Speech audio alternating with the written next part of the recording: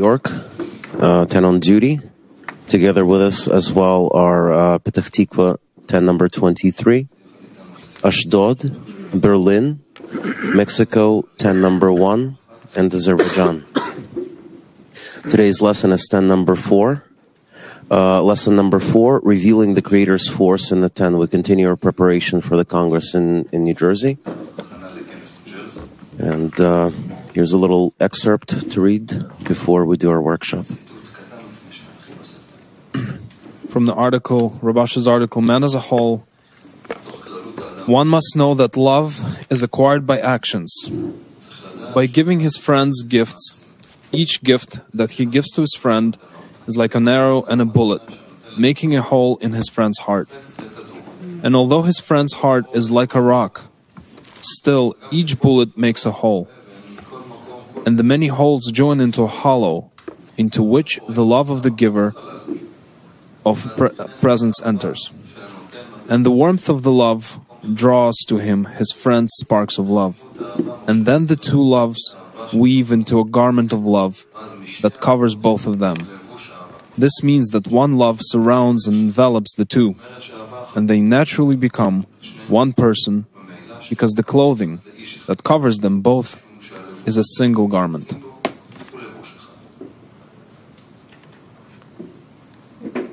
Workshop question.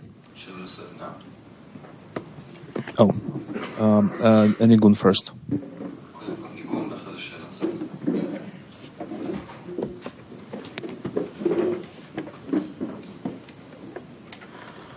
למען החי ורעי, למען החי ורעי,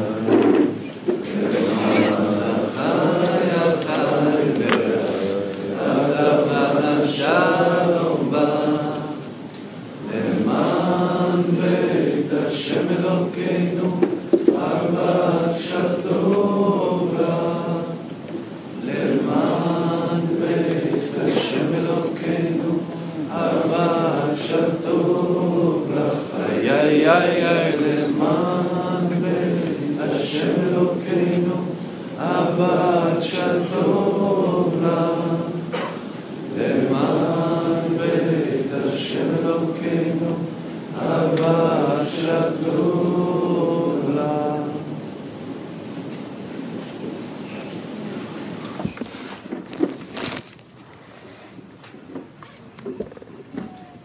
The upper force through the shooting of the bullets at friends' hearts during this lesson. Again, question for an explicit workshop. How do I unlock the upper force through the shooting of the bullets at friends' hearts during this lesson?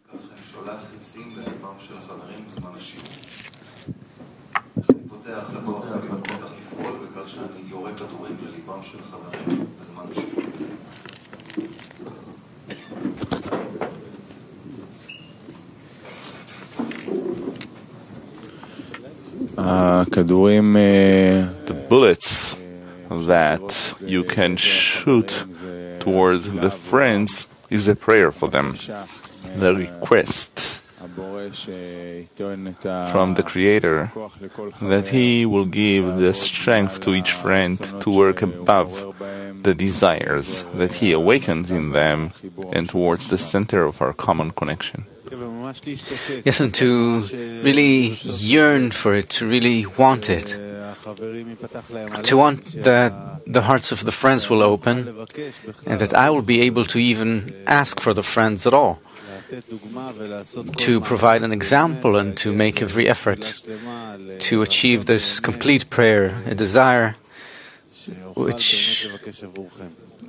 where I could truly ask for you. It seems as though, from the excerpt, it really seems like I need to change something in friends, as though their heart is shut. It's not this way. Our efforts to connect are supposed to change me, to somehow give room to the light to work on me and to correct me. And to correct me, perhaps that means to correct how they seem to me,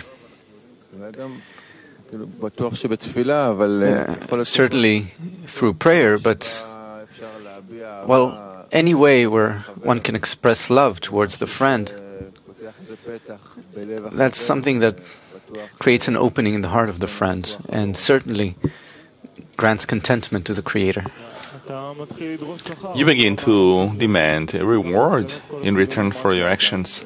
Practically all of the changes occur in the person, and all of your investment in the friends, in prayer, and in actions, you want a reward for it, and that reward is the help of the reforming light. By the help of the reforming light, it becomes real.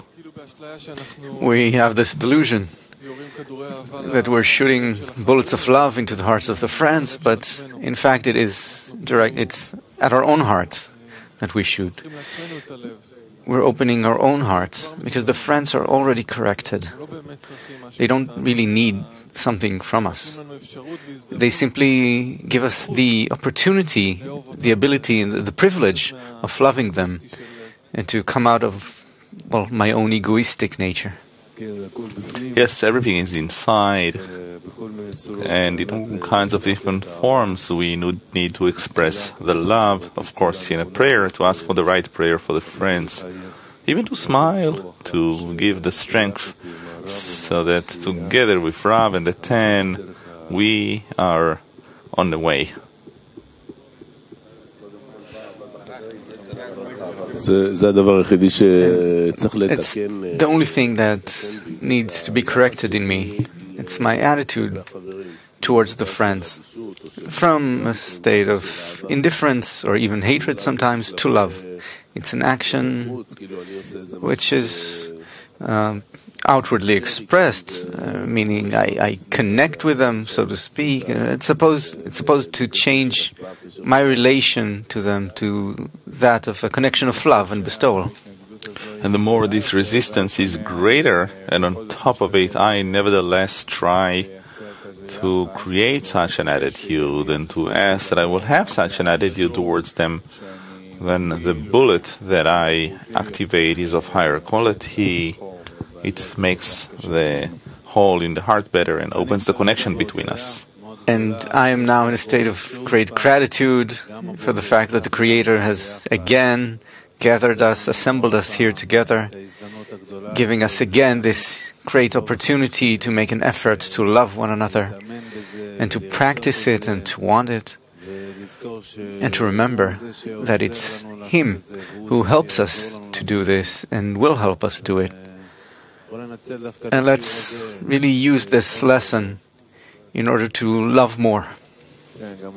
Yes, I also join this feeling of gratitude. It's true, after one round of a conversation between us, I feel truly fortunate that the Creator has sent me angels who are teaching me how to love, truly so. All these questions aren't theoretical. These are things which we have to actually do, put into practice, and not to have them remain as theories. Question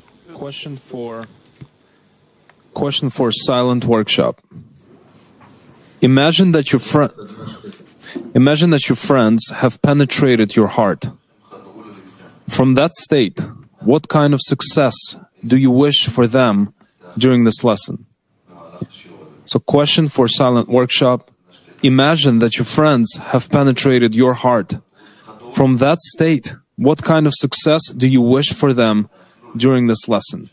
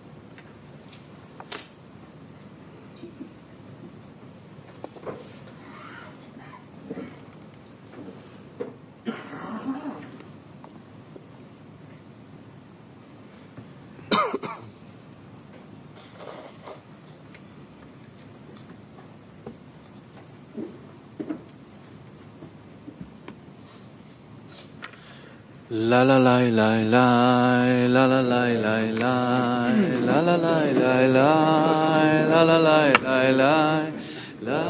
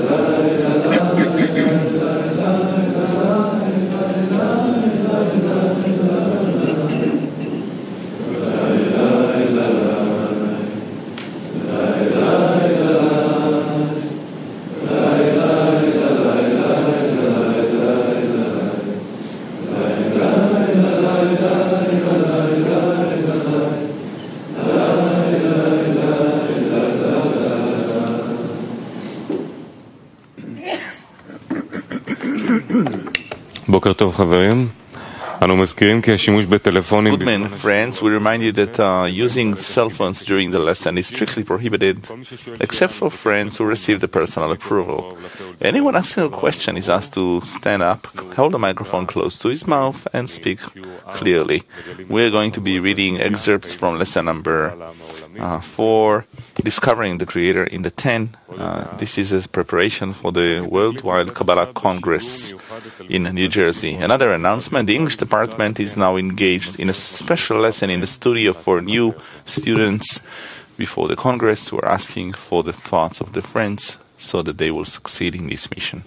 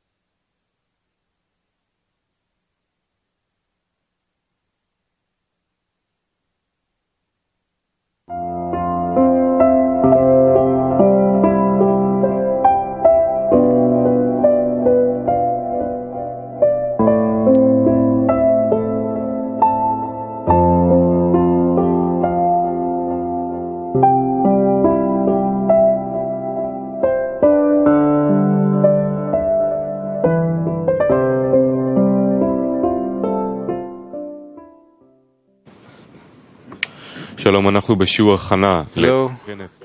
we are starting with a preparation lesson in preparation for the New Jersey Congress of 2018. We'll be reading texts from lesson number 4 on the subject of revealing the Creator's force in the 10. The texts can be downloaded from our website and questions can be asked. The lesson can be watched there on kab.tv. There is no creator without the created being. That is, if not for the created being, there is no concept of the creator. There is an upper light, which is abstract, without any connection to anything. It's just by itself. Therefore, it is called His essence. And the Creator begins when there is some specific desire so that the upper light can be revealed in that desire according to the qualities of that desire.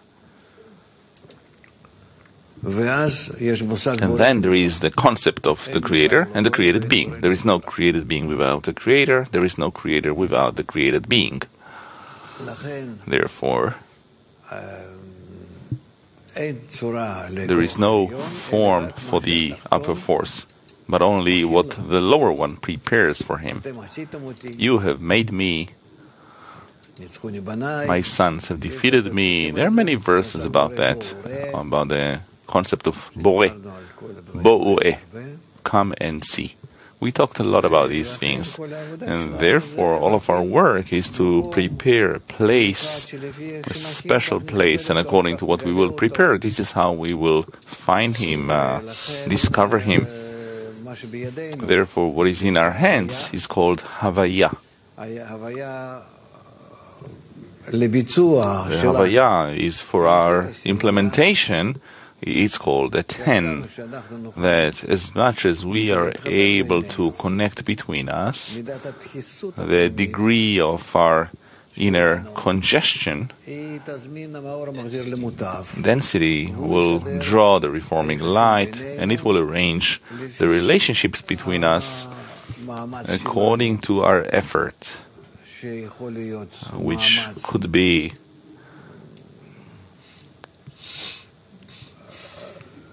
a general effort where we don't even know for what purpose and in what manner and what does that effort include and how many conditions are included in it. Rather, in general, we make an effort. It is like a baby who's making some effort, and whatever comes out of it, it comes out of it. That's how we are. Later on, our efforts become more directed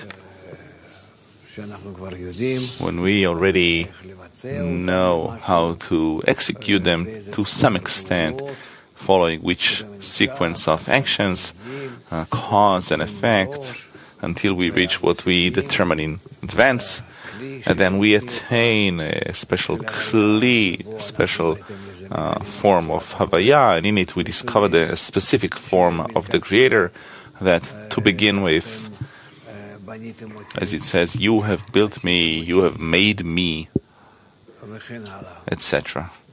This means that the Creator, seemingly by that, hands himself to the created beings, and he helps them in everything so that they will succeed in discovering him more and more on their side. And he only supports and supports and supports from his side, from the positive side and from the negative side, so that there would be a deficiency from the side of the created being, so that there would be the right ability to draw the forces from the side of the created being. And this is how we advance. Therefore, this topic, discovering the force of the Creator in the 10, it is true that only according to the forces in the 10, the combination of these forces, the level of these forces, we discover the Creator. In the revelation of the Creator, we have the matter of the power, the intensity, and the matter of the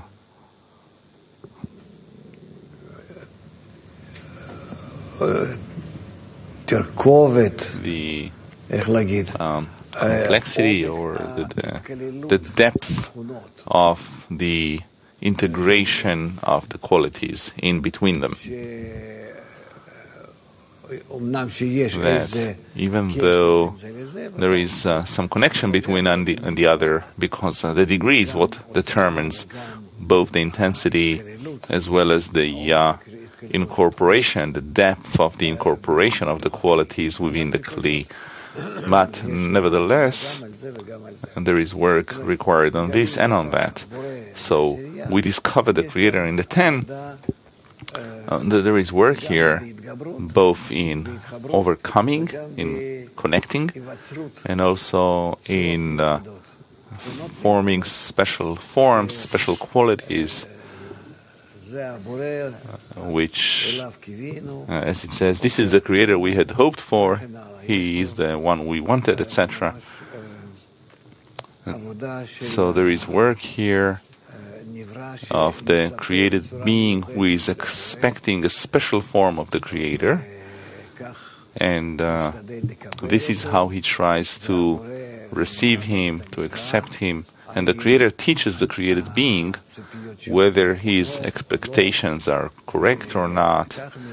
And this is how he teaches him the art of how to build a form of the created being that resembles the form of the Creator. How to build the Adam. Well, let's enter into these verses and see what else we can add. But what I wanted to say certainly is that to discover the Creator in the 10, there is no work which is more sublime, more interesting, more special, that takes hold of each and every one. This is how we're built. Nobody can be indifferent to it, and we truly feel in it how we are in anticipation for building and discovering the Creator, so that He will be revealed according to our efforts, and He will fill us up. Please. Lesson number 4, discovering the Creator's force in the 10. Item 1 from Baal Sulam, Introduction to the Book of Zohar, item 13. By the very thought to create the souls, his thought completed everything. For he does not need an act, as do we. Instantaneously, all the souls and worlds that were destined to be created merged, filled with all the delight and pleasure and the gentleness he had planned for them, in the final perfection that the souls were intended to receive at the end of correction. After the will to receive in the souls has been fully corrected and was turned into pure bestowal, in complete equivalence of form with the emanator. Again, by the very thought to create the souls, his thought completed everything. For he does not need an act, as do we. Instantaneously, all the souls and worlds that were destined to be created emerged, filled with all the delight and pleasure and the gentleness he had planned for them, in the final perfection that the souls were intended to receive at the end of correction. After the will to receive in the souls has been fully corrected and was turned into pure bestowal, in complete equivalence of form with the emanator. This means that the upper light worked on the desire, and it created within this desire all of the forms from beginning to end immediately. So it was done only by it. And later on it departed in order to give us the possibility to come back and seemingly perform the same actions, of course with its help. And this is how we learn the entire process that we have to go through in between me and him in order to resemble him, in order to build him from, let's say, a piece of marble until we build a certain form, a certain shape. That way, from our will to receive until we truly sculpt him so that we end up with just the quality of bestowal from it, so the darkness will shine as light. That way we reach the conclusion. We don't need these forms, rather out of them we need to learn who is called our Creator. Whom do we try to resemble? Because this is actually the whole reason for creation. And all the rest, it just means to bring the created being to the degree of the Creator. That is the purpose. Therefore, everything is aimed only towards that, and also in our individual as well as group lives. We need to realize that there is no action. There is no action that occurs before us, inside of us. It doesn't matter in which form, it doesn't matter through which kind of connection. Rather, they're all aimed only in order to reveal the uniqueness of the Creator inside of us, in the connection between us. And therefore there is no action and no form of the will to receive. There's nothing other than that everything is aimed towards the end of correction. However, with our participation, more or less, and that is something we determine. But in each and every moment, everything exists and advances only towards that goal.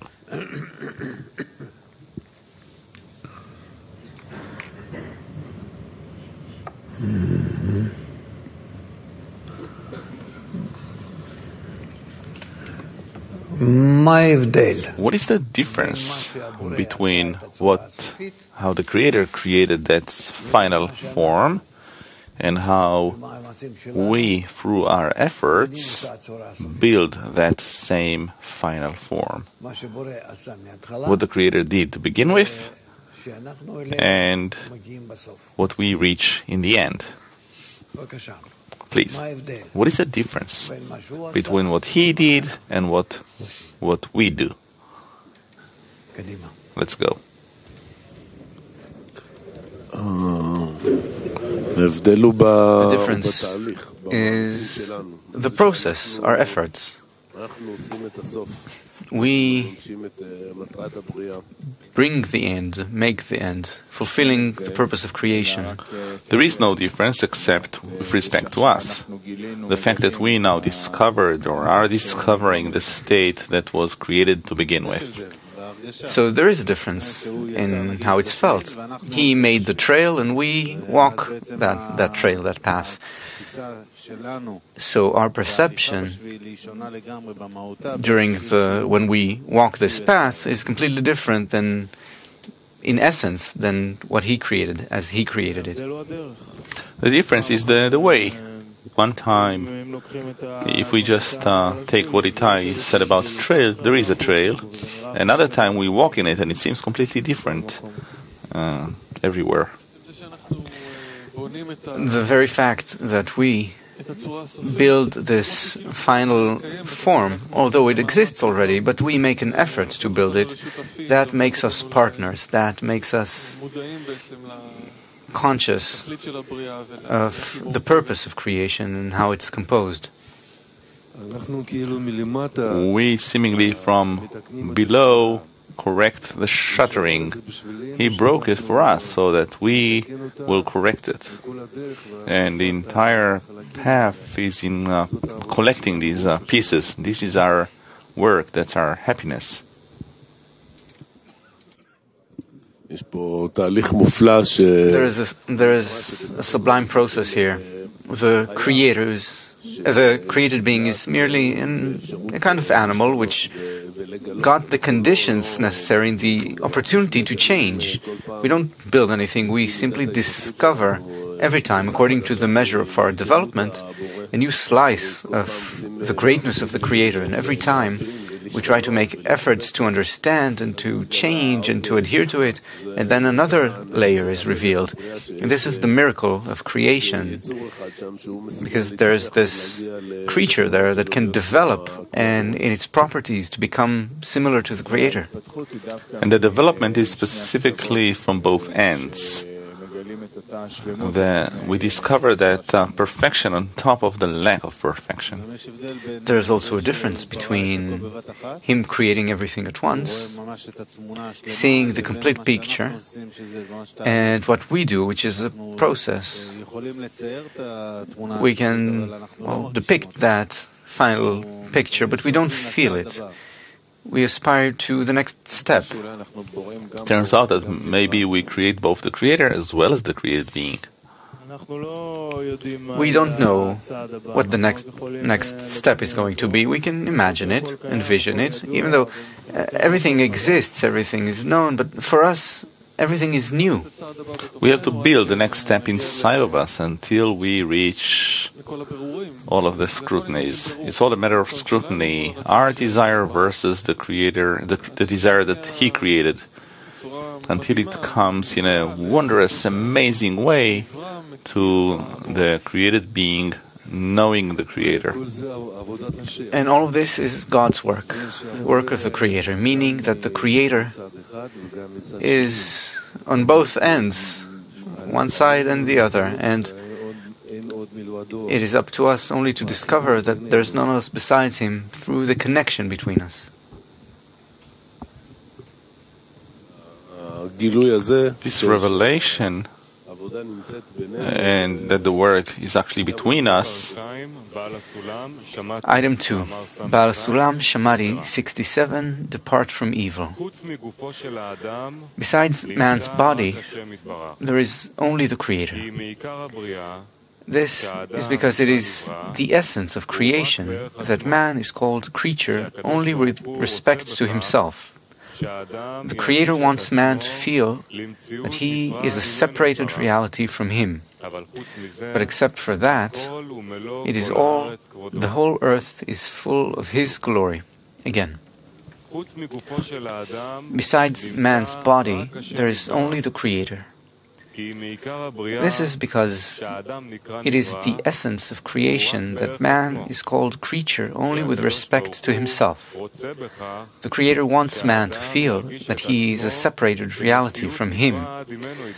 But except for that, the whole earth is full of His glory.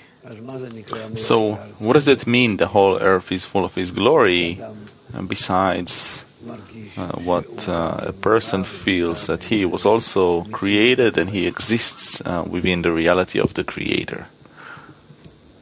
What does it mean without this perception of mine?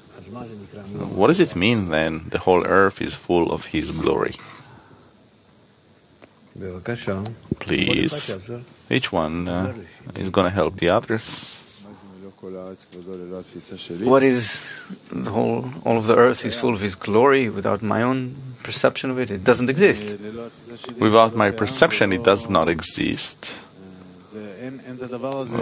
There is no such thing of a single law that actually ties everything.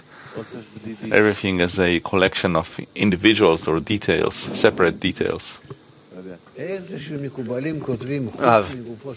How is it that the Kabbalists write that outside of one's body only the Creator exists? How do they know what exists outside of a person's body? Please, go ahead. There is a desire and fulfillment in reality. Besides man's desire, there's also the fulfillment, the light. Itai, you'll continue. What they know from what they discover. And apparently they discovered a system where there is some kind of flow, perhaps, from what I feel within myself to what is supposedly outside of me. This refers not physically, but in terms of the desire. There's a will to receive and a will to bestow. My body is the will to receive. Everything that exists outside of me is the will to bestow, which is the Creator. It's the same. The will to bestow and the will to receive both come from... Rav, what are these words, besides man's body or outside man's body?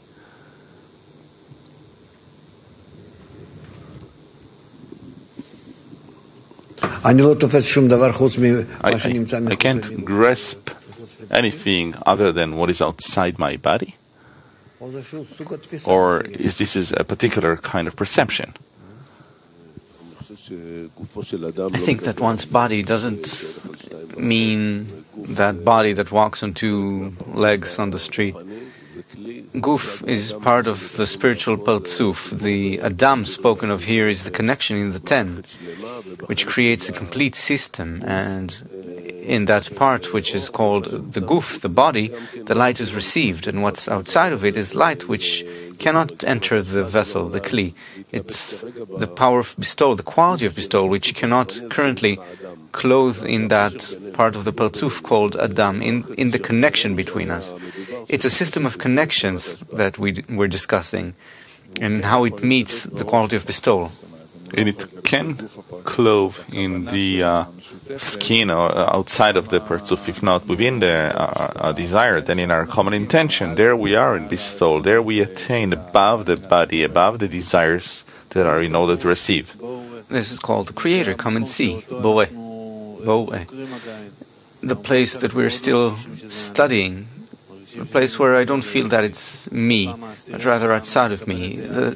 Our 10 always receives a new me, and that me, well, there's something outside of it.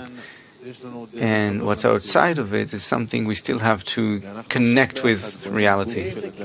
Rav, in what claim exists the Creator who is outside man's body? How can we say that the Creator exists outside my body?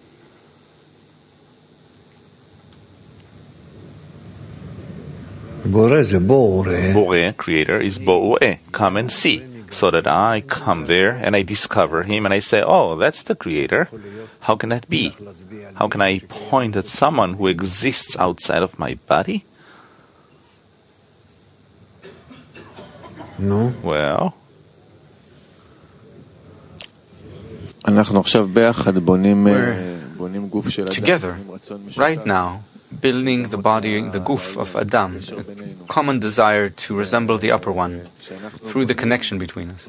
And when we build such a desire, in reality, then we discover the light that stands opposite to it, and then we start playing with it in some form. Yes, we build a kli that can perceive this light, that naturally a person has his body, his will to receive, but together we're building a different kli that can actually receive what is outside the body, outside the will to receive. We need to develop kelim, vessels of bestowal, outside of the will to receive for ourselves, outside of the intention to receive for ourselves. And as soon as our intention changes into bestowal, then we come out of our own bodies and discover the Creator. The Creator exists in the will to receive. If He wasn't in the will to receive, we wouldn't be able to feel Him. The question is, do we feel Him or do we not feel Him? That's all. And this is seemingly if we feel Him as a part of our will to receive that we have acquired or not yet. Yes, but we discover Him in the vessels of bestowal, and for that reason, the Creator is in the vessels of bestowal and above the body. The body does exist, but we discover Him in the vessels of bestowal. Rav, so how do I reach a state where I say there is none else besides Him? Which is outside my body, therefore.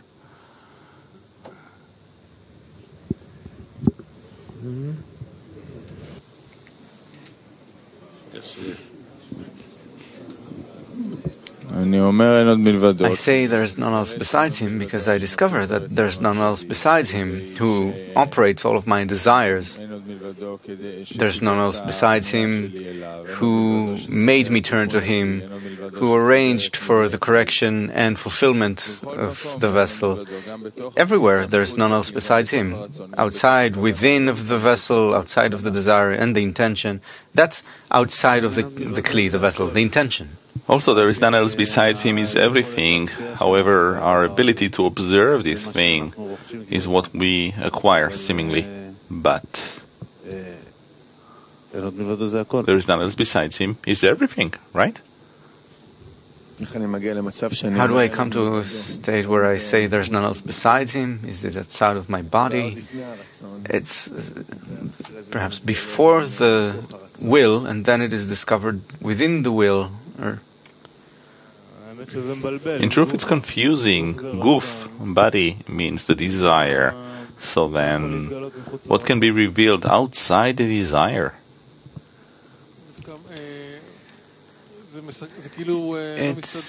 It doesn't. Well, if I develop the vessels of bestowal and discover the Creator, then fine. But what happens with my own body, with the intention to receive, which remains? Is there no Creator there?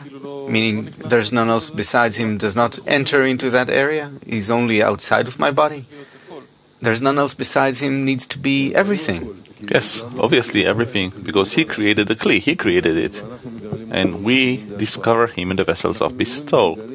We, in the end, discover that He's on both sides. He actually is the one who orchestrates the game. On our side, we just have to hold on to the fact that we exist and we bestow to Him. It's becoming clearer from this workshop that the guf, the body of the person, is our common desire, which exists. We just need to discover it. It exists, and the fulfillment of it, the filling, also exists within it. I think that's the direction of the scrutiny.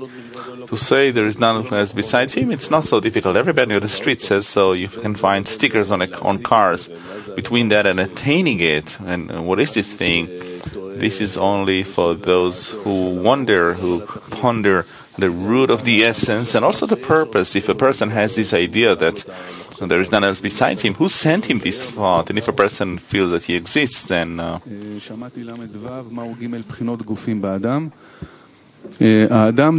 Shamari, what are the three bodies in the person? A person should only think about the inner body, because this is the clothing for the nefesh of Kedusha, which means that he should think thoughts that are beyond one's skins. Meaning beyond the skin of the body, it's called outside one's body, which means beyond or outside self-benefit, but only thoughts that will benefit others. And one persists in thinking thoughts that are beyond one's skin, he's rewarded with what it says, beyond my skin they witnessed that, and from my flesh I will witness God. This is the holy divinity, and it stands beyond one's skin. They were corrected. It means that it was established or corrected beyond my skin. Then a person is rewarded with, from my flesh I will witness God, which means that sanctity clothes in the internality of the body. This is specifically at a time that one agrees to work outside one's skin, meaning without any clothing. Well, continue. Quote number 3 from Rabash concerning Or Choser, reflected light. The Creator gives everything.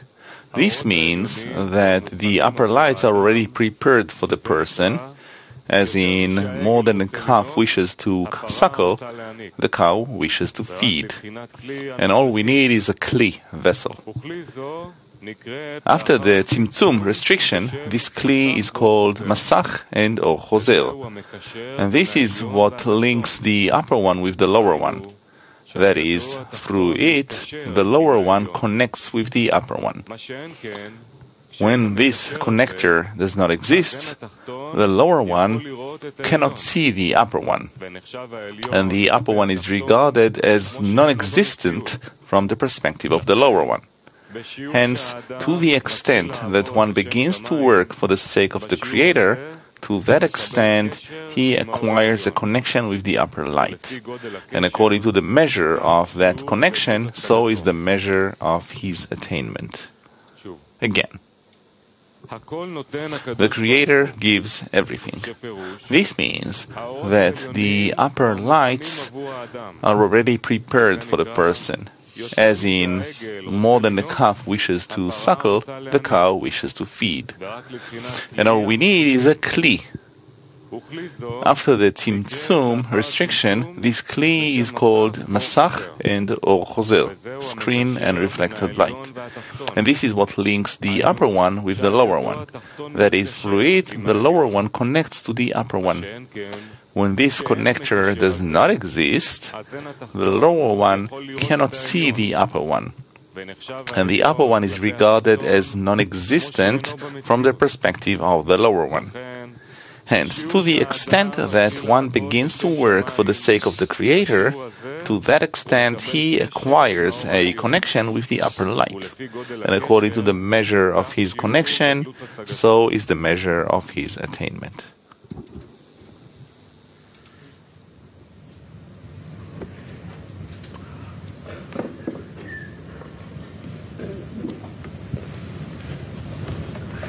I don't even know what to ask. It's so... He said everything here. Perhaps you can ask questions regarding these 3 questions here. What do you have to ask? Please, ask questions. There, Tzvika, great. What does it mean for the sake of the Creator, for the sake of heaven? And that's what he said here. For the sake of the heavens. That means for the sake of the Creator. What does the Creator want? For me to feel good, to have it good. If his quality is that of love, then he wants me to have it good. So I need to perform actions from which I will have it good. That means to perform acts for the sake of the heavens. He says here, you asked a question here about inner light and outer light, or is there such a thing, an external light? A surrounding light, yes. Oma Kif, surrounding light, but what was the question you asked there? How can Oma Kif become inner light, or? I don't understand. Ask more clearly. How can we turn the external light, the Oma Kif, to inner light? By the Masach, Zivug Daka, and so on. So it's a process. Can you explain it? The process, we've learned it, studied it, Galgalta Ab. Can you explain kind of one footing? How do you reach this process? I discover desires by which I can add to my work so that it is in order to bestow, and then through these desires I discover the lights which stand by these desires as surrounding lights. I perform Zivug de Haka'ah with them, and after the Haka'ah I receive the Zivug, the coupling, meaning these lights fill the vessels in order to bestow, clothed in the power of bestowal, in reflected light, or Choser. We always study this. What has to happen? What do we have to do? Build a kli that will heal this external light. What do you have to do? Build this kli? I need to perform an act of bestowal. The act of bestowal. Before me, there is a group, 10, which I am going to bestow to. And together with them, we unite into one body, one partzuf, in order to bestow to the Creator. And all of the connection between us is meant to bring the upper light into us so that it settles within us, clothes in us, and by that we'll feel how we make Him glad. And as we feel how we want to make Him glad, in that we will feel how His intention, to begin with, from the inception of creation, was to do good to us. And that's all. Yes, who else? New York. This is in relation to excerpt 2. Does the creature always feel as a creature, separate from the Creator, even in complete adherence with the Creator?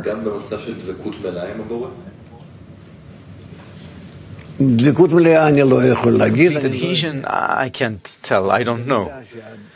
But to the extent that one attains the Creator, to that extent, he feels that he is in contact with Him. The Creator fills him. The Creator is present in all of my bones, and not just the bones.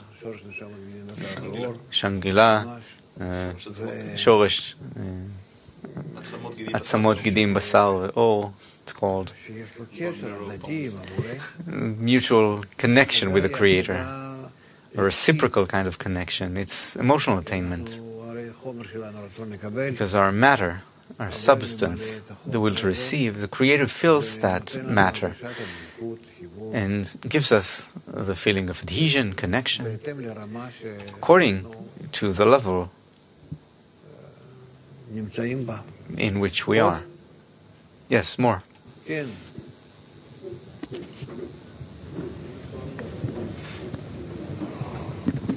Rab, the Creator created the created being in order to give him all the bounty, the abundance. What is the expectation, or if we can say that, what did the Creator expect from the created being, besides just receiving all of that goodness?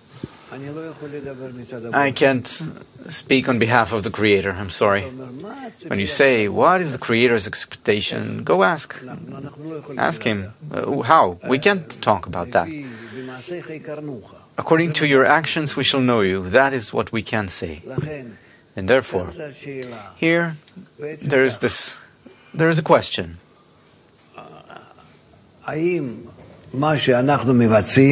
Is what we're doing, are we doing it according to the Creator's plan? Of course we are, of course. Including our free choice, that gray area,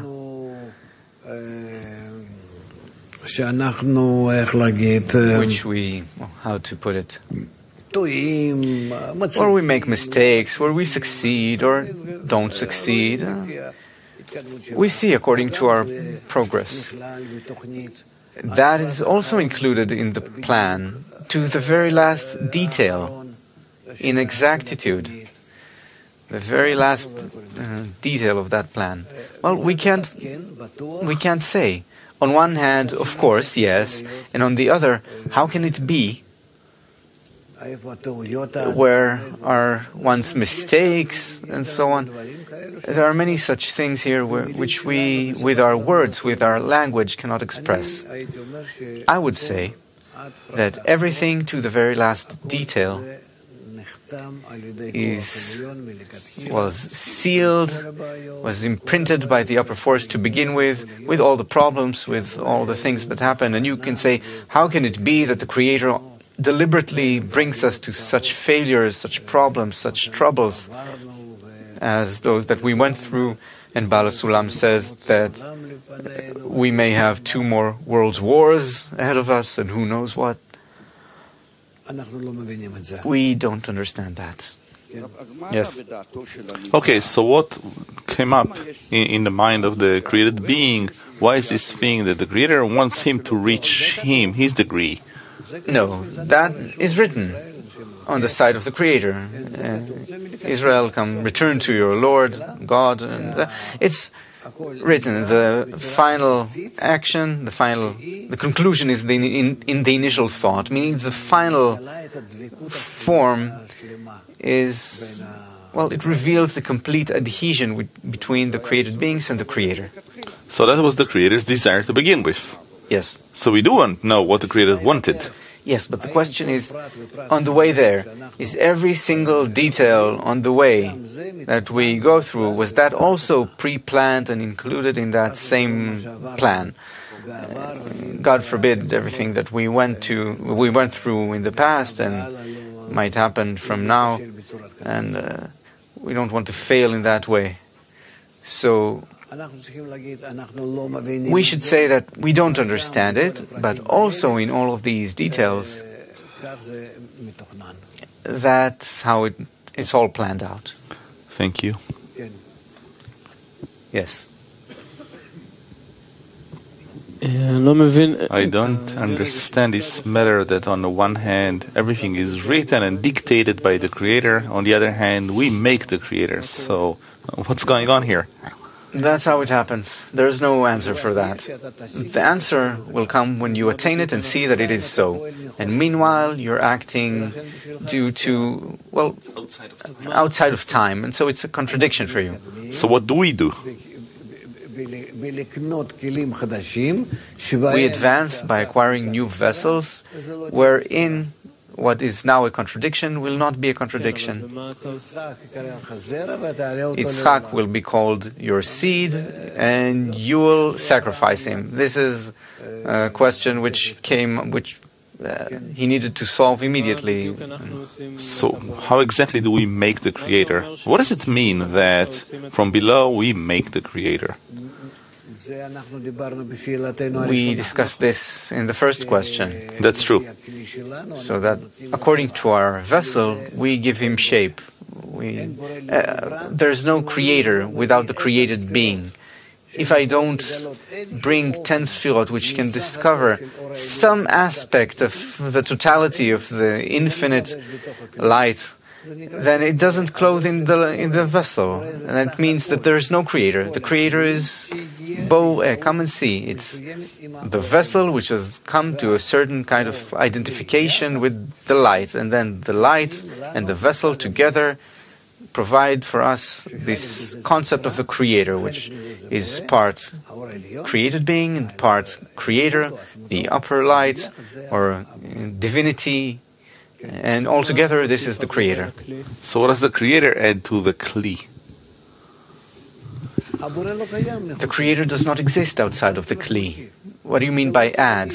You cannot say that outside of the vessel the creator exists. Creator means the vessel which has, through connection with its broken, shattered pieces, with work with the masach and ochozer and coarseness of yud, prepared itself to resemble the intangible light, and as it resembles that abstract light, resembling it, this provides him the possibility of discovering a portion of that abstract light which will become from surrounding light, inner light. And then the will to receive with the intention to bestow is filled by the upper light, and then they're bestowing to one another reciprocally. And this is called the connection of the creator with the created being. And where does that happen? In the toch of the partzuf. And outside of that, we can't discover anything that's outside of that. So what does the creator add to our perception? The moment that you have that... We cannot grasp anything outside of the creator, other than the beastliness which was given, because it's outside of the creator, it's called the imaginary world. Okay, what we perceive now is the imaginary world, and the moment that the creator will be inside of the kli, what will be the difference in our perception? What will he add to our perception that we didn't have before? To the extent that you perceive the creator, meaning that you come to some measure of identification with him, you become like him in sensation and knowledge. You've by that acquired the upper world, the next world. You've acquired the degree of the creator, and this is called return, O children of Israel, to the Lord your God. Now, in the quote we now read, he writes that the kli in which we perceive the creator is masach ve'ochozer, screen and reflected light. Yes. How do we make such a thing?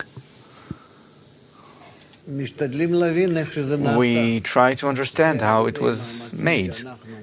This is through the efforts which we try to activate in the 10 and outside of our efforts to connect.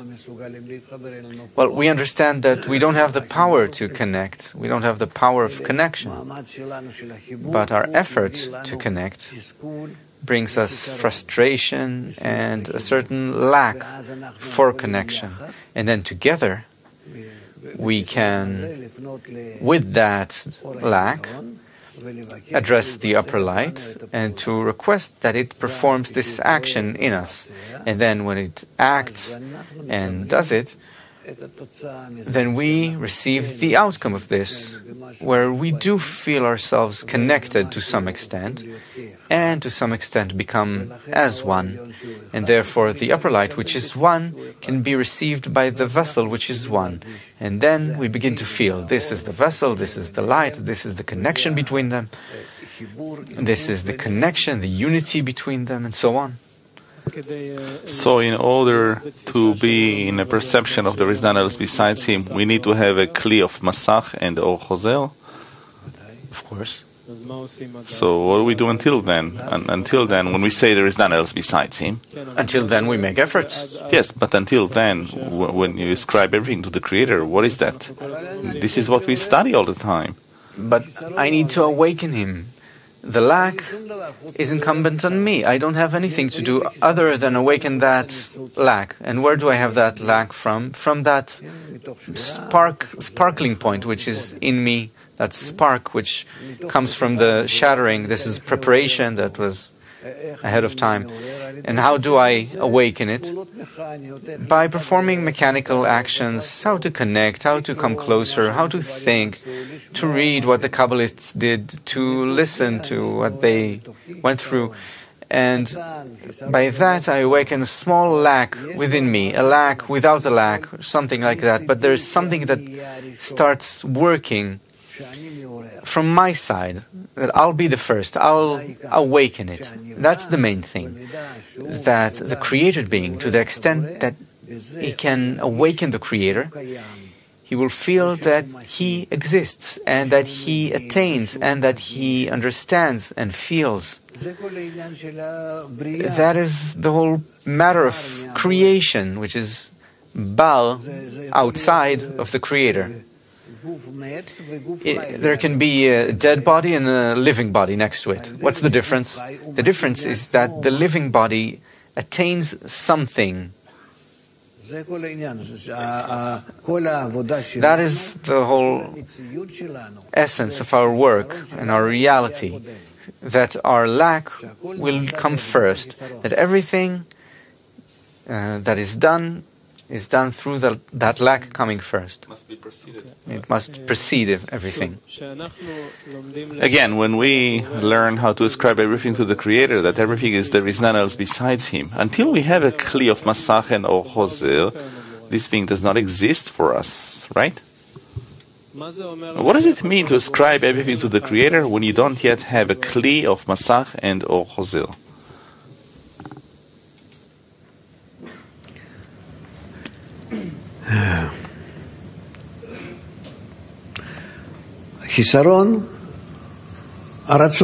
The lack, the general desire to enjoy. The Creator created that. The feeling which will feel that desire, that will to receive and calm it, satisfy it, that is also in the Creator's hands. To tie that lack, that deficiency with the feeling, that is upon us. Meaning, who is the Adam, the person? It's the recognition, the knowledge, the awareness, the effort, the raising of man to tie that lack, to connect that lack with the feeling. And why do I want to connect them together? In order to resemble the one who is superior to me, my Creator. And that is why I was given these two forces, the lack on one hand and the power of the light on the other. That is our work. So, from the side of man, the work is only to reach a state where he succeeds in expressing a deficiency? Yes. He's constantly expressing a lack to tie... Yes, but what deficiency? He wants to resemble Father. Okay, and by expressing a deficiency, and he wants to resemble Daddy, that it seems that he's ascribing the whole of reality to there's none else besides him? Yes, of course. All right. Tzvika, today you're... It's been a long time that I've been preoccupied with this method of workshops. I go through it personally. I mean, I sit here and I have no option to connect. It's not, I'm just giving you stories now, but really I cannot connect with people that are here. And do you try to or don't you? I try, and it's hard for me to do it. And I'm asking, we're talking here about the Or Makif that has to become inner light. And does it happen to you during the day where you say, I don't know, I can't, I don't feel like it, and so on and so forth, but tomorrow I will make an effort, I will sit together with them, I will embrace them, I will break myself, this demon within me which doesn't allow me to come closer to them, and for sure I'll do this tomorrow. And the next day, No, I said, if I sit here... The same thing happens again. No, if I sit with a 10, there's no problem. It's great. We participate. Everything is great. If I sit outside of the group, and it happens to me more than once, I'm not with the group, but outside of the group, far away, it's very hard for me to connect. By the way, many people talk to me, and they tell me that they have this problem. I don't know how to solve it. I truly don't. What problem? If people who don't participate in a physical 10, there's a problem for those people who are sitting far away to connect. They listen, but they don't participate. Can you tell us how to do it? This is called the hardening of the heart. No, but how do you do it? He doesn't participate, he doesn't react. It's called the hardening of the heart. So what should he do? He's sitting far away. What should he do? To ask. Ask for what? For them to operate on him, to assist him all the time. If you don't ask, it means that you don't have an importance for that. And then you need to work on the importance. And to the extent that you receive importance for the purpose of creation, and to the extent that you understand that it is discovered only through connection, then you need connection, and then you'll request that connection. You'll ask for it from the friends and from the Creator, the reforming light. There's nothing to it. We're undergoing such stages where you're not even aware of what kind of preparation we've conducted. We're talking about operations which are things that we need to act out in action. Actualize. I'll give you an example. One of the nice things we had here is called the Zohar lesson that we used to do it on a round table and give explanations. People really connect to it. I personally very much connected to it. Now when we read the Zohar for an hour, well, okay, it's not easy. But, okay, it's very dry. It's very dry. Wait a minute, what do you mean by dry? You did it wonderfully once. You did it beautifully with a 10 on a round table. It was just wonderful. It wasn't a lesson. A Zohar lesson. No, you were reading the Zohar. No, you weren't engaged in the Zohar. You were engaged with how to connect, how to think. It's not a Zohar lesson. The Zohar lesson means that you truly, constantly make an effort to connect and are constantly in prayer for the light to come and connect us together, connect us, all the while for an hour. That is called a Zohar lesson.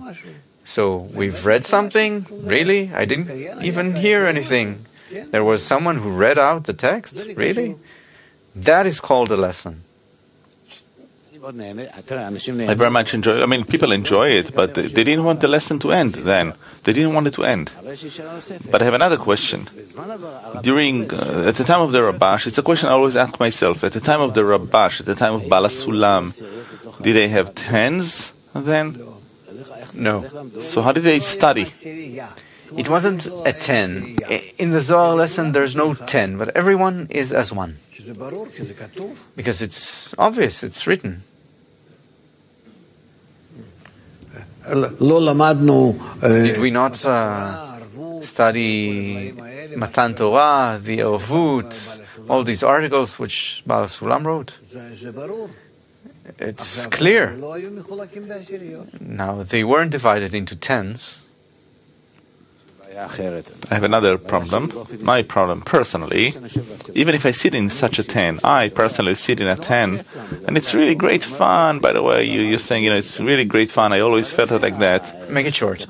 But you don't expect any action in the 10. You say, there is no action in the 10. That depends on you. What are you expecting? There is no action. I'm not expecting anything. You need to expect, not me. So what should we get to in this 10? So you have nowhere to go to? Where you want us to get to? Start fighting with each other? I don't understand. What are you expecting? In this 10, what are we supposed to do? A question for everyone. Workshop question. What should we expect from the 10? What demand should I have personally, my demand of the 10? Please. Not a lot. The 10 is just the place where the Creator is revealed. Just the place of our work and the place where we grow to that state. Yes, it's an installation towards which I need to calibrate myself towards the quality of bestowal. To feel this constant pressure from you, so that I will constantly feel that I have to invest more and search more for the Creator. Yes, a place where I can bestow contentment to the Creator through that place. We need to feel the friends. We need to reach a state where we feel the friends just like I feel myself. Their desire to reach equivalence with the Creator is what I want to fill up, even more than I want to fill up my own desire. Yes, to actually come out of ourselves towards that thing which the Kabbalists call the Creator, divinity, the power of bestowal, and we need to expect for it to be revealed in the friends every moment. I demand from the 10 that they have to penetrate into me. They have to carry out that surgery there so that I will feel all of them inside of me. This is what I'm asking of the Creator. Remembered an article in Shamati which says that one who sits at home, doesn't go out and perform all the actions necessary to sustain his life, will die of starvation. He sits alone thinking, what can I do with myself? What do I have? What will I have? What won't I have? He'll starve to death. And when he comes out towards the friends, towards the 10, then he has a place to work in. He can set them before him to measure their greatness. He aspires, he expects the Creator, he wants to introduce him into that. And my work is, first of all, to give my example towards this attitude of bestowal, and in that to try to awaken the friends in the 10. And also to turn the 10 itself to see you as my next degree. If right now I see reality only through myself, then I need to understand that the true reality I can see only when we are as one. It's like the place of birth. You have this opportunity to always come out of yourself, not just to come out of yourself towards the desires of the friends, but in a very direct way, very accurate way outside of you in order to perform an act of bestowal. What personal demand should I have of the 10? Maybe just like my demand from the Creator. I need to check what is it that I want from the Creator and demand that from the 10, through the 10. We need to constantly feel pressure, this inner pressure to connect.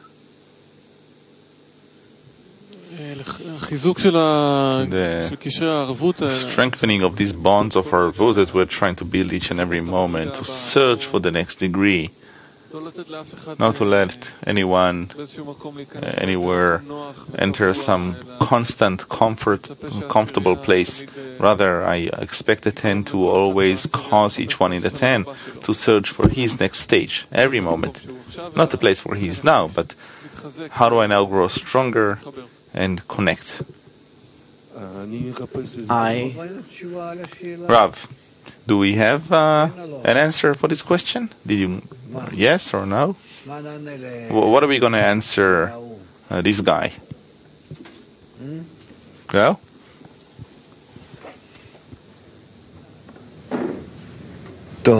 Okay. More questions? Yes. The upper one is the 10, or is the upper one outside of the 10? There is no such thing as outside the 10. Outside the 10 there is nothing. I do not change my Havaya. Only Havaya, and inside of it there is everything. There is the concealed upper light, the revealed upper light, these kind, those kinds, certain qualities, but it's all inside of the 10. Never leave the boundaries of the 10. That's it. Not less than 10, not more than 10. Where did I see? Yes, yes. Miguel from Argentina is asking, if the upper force is complete, what changes when there's a created being that recognizes him as the creator? Nothing changes. It's all according to the created being. It's all up to him. The creator is called come and see. According to what I prepared, what I come with, that's what I see. New York. What is my responsibility before the 10? What do I owe the 10? I am 100% responsible about the 10, about everything. It exists only, how do I say it? Just from my work, just from my confidence, from what I supply them with. All of this is me towards the 10. I am the creator towards the 10 and as the deficiency that makes it exist. I'm also the Malchut and also the Keter towards the 10.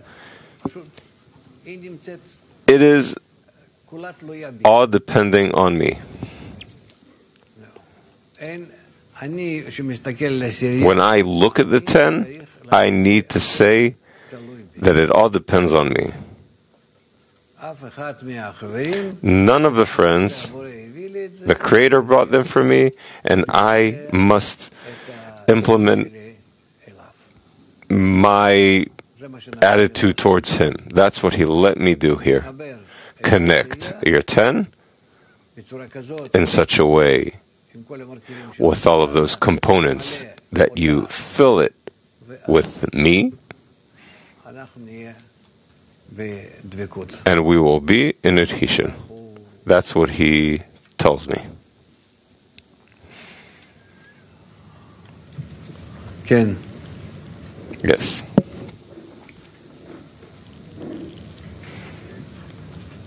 שאלה לגבי זה, המלכות היא כן נמצאת Malchut does have a demand towards her first 9. She has a certain deficiency, so how this deficiency is expressed in what do I need to demand from my 10? When I awaken, the light that reforms, that it will organize all those qualities of the first 9 sfirot, and according to the Malchut, then they work together and get filled. So is there a demand here from the 10? No, I must do it. I must do it. But the moment there is such a perception, now Malchut has to draw something, she needs to want something. I have to say, if not for me, who is for me? That's it. I have nothing to demand from the friends. Yes, I can work with them in such a way that I need to give an example, and I need to take an example from them. I need the feeling of the erovut from them, but it's not in spirituality, meaning it's not on the spiritual level.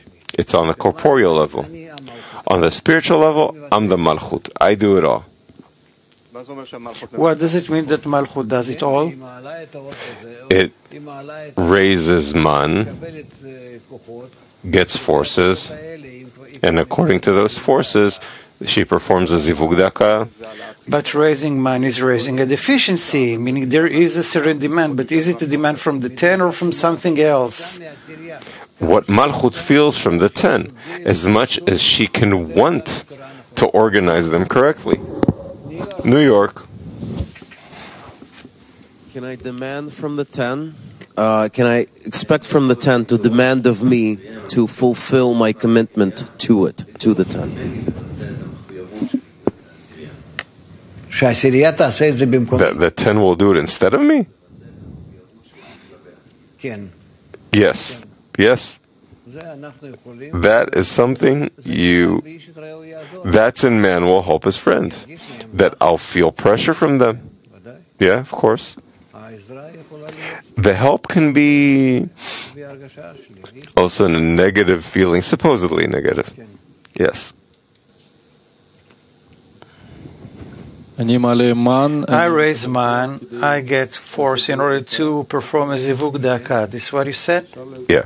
Can you explain it? There's nothing to interpret, just know that that's how you get forces. Only for that I get force from the 10? This is the entire process? If your prayer is correct, so from above, instead of the man, you receive mad, because your man is the correct deficiency, and it gets a fulfillment, which is called mad. There's many things here, and we're not going to interpret it now. Okay, so, what, David? We studied in Tess as well that once we are as Malchut towards the upper Partzuf, and then we're also as Keta towards the lower Partzuf. So how does it work in a 10? No, it's not. You can also say it, he speaks about it, we learned it, but that's how I have to work in those two different styles towards the friends. I also receive everything through them, and also that I bestow everything to them. By this, I'm helping them advance. That's how we have to work. Also, I have to be above everybody, and I also have to be below everybody. We talked about it.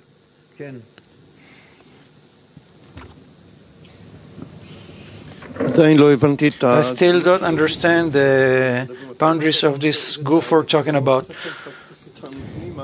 You were able to pull us deeper, but in order to receive and in order to bestow happens in the will to receive. So what does it mean outside his goof, outside his all? How does it work? There's a will to receive that is entirely under the Tzimtzum, Masach, and Ol Chozer. And now this desire in somewhat resembles the Creator in order to bestow. That's the desire we're talking about, the goof body. And there's more desires that are outside the goof or the body, and they can't be in order to bestow. They are frozen right now. They're under the restriction. That's the structure. That's it. Terence. Je vois que le monde est en train de brûler. I see that the world is burning down. La situation va de mal en pire. La situation devient vraiment dangereuse pour le monde. Things escalate and become even dangerous for the world. No, without all the... But on the other hand, I see that the Creator is about to be revealed because He had gathered us here and He gave us a great opportunity. Yeah, well... So what should we do in order to become this pipeline that enables the line to go through it?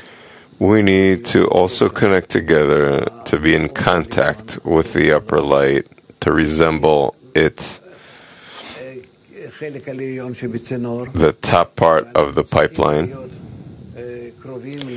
And we also have to be close to the public in dissemination, in connection with them, explaining, especially disseminating through the internet what's happening there. That's the place of dissemination in order to be the lower part of the pipeline.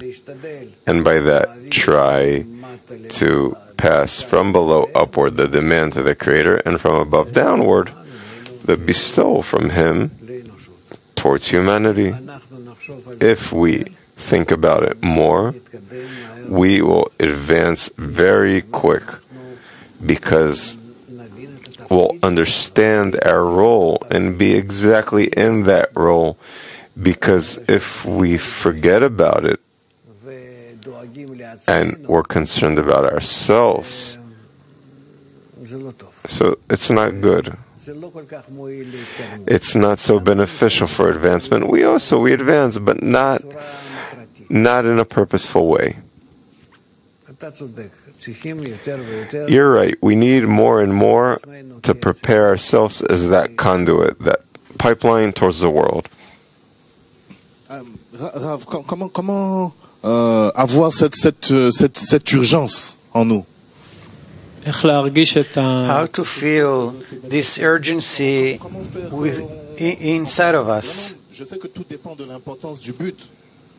Understand that everything depends on the importance of the goal. Ce besoin, je ressens ce besoin que les gens ont de recevoir de nous. But on the other hand, I constantly feel that need in people who expect to receive something from us. So how can we make it so that we will be burning towards that thing? We are the least burning because the deficiency that we need to raise is a double deficiency. It's double. That's called that the elder takes twice. That I have to raise a deficiency from the whole world, as much as the world is suffering on a corporeal level. They don't understand, but have to process their corporeal desire, that they want food, sex, family, honor, and knowledge. Nothing but that. I have to make it a desire for divinity. And my deficiency from their deficiency towards divinity, and my deficiency towards the Creator, to be connected to Him in order to give Him contentment, all of those deficiencies I have to establish in me and raise them together as one package from me. And then from above, I can receive a very great force in order to organize myself as the pipeline towards the world. But for now, I'm in a state that I need to process the world's desire, problems, trouble of the world, towards the Creator, my problems towards the Creator, and the problems I have is a lack of connection with the Creator Himself, meaning we are in a state that for us it's the most difficult to organize ourselves towards the man and the mad. But that's our work. What can you do? That's why it's hard to be Yashar Kev, Israel. Yep. That's the work. Comment on arrive à cette prière complète, Rav? So how do we come to such a complete prayer? Think about it more, talk about it more. That's how it is. Well, okay. Good. No more questions here. So, what do we do? Tess? Wait, I have a doctor here. I can't. He brings me medicine. What can I do?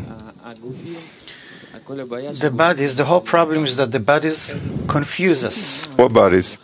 You know, the friends' bodies of this world. It's confusing you. What are you talking about? You're really still looking at the bodies? I don't understand. No, really. I don't understand. What? In my eyes, Chanoch looks nicer than Dudi, so he's more respected. Or Dudi is smarter than Amit, right? So, and C is the sneakiest of all, so even more. I don't understand. What are you looking at? Even the will to receive. At the will to receive, I'm not even speaking about the flesh. I'm speaking about qualities of man, that he received it from birth, from nature. You as a doctor know it was penetrated in him. And he's a box full with all that data, and he comes to you. So what? You say, oh, you're not good. Something's bad with you. You're a bad person. So he'll say, go to the artist who made me. Because you need to heal. You have to heal everything.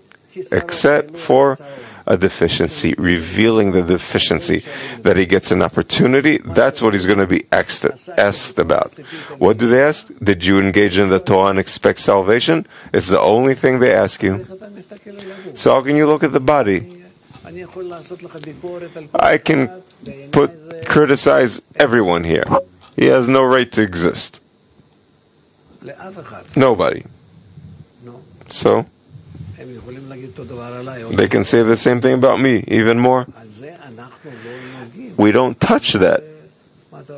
So what do you want to say? How to come, and all of a sudden you penetrate a desire, you see a desire behind everyone. Yearning for divinity. That is what you need to see in each one. According to that, he is your friend. According to that, you want to connect to him. That's the only thing that's important for you in him. And those desires, do they differ? Is there a variety in them? There's a lot, but that's what I want. That is what I call my chaver, my friend. So behind every friend who's talking, expressing something, you have to keep looking for that desire for the Creator? Not afterwards, just that. The rest is nothing. It's a ghost. Nothing. And also in the external world, you should do it internally towards everyone else. In the world outside, nothing. There is no world. It's imaginary.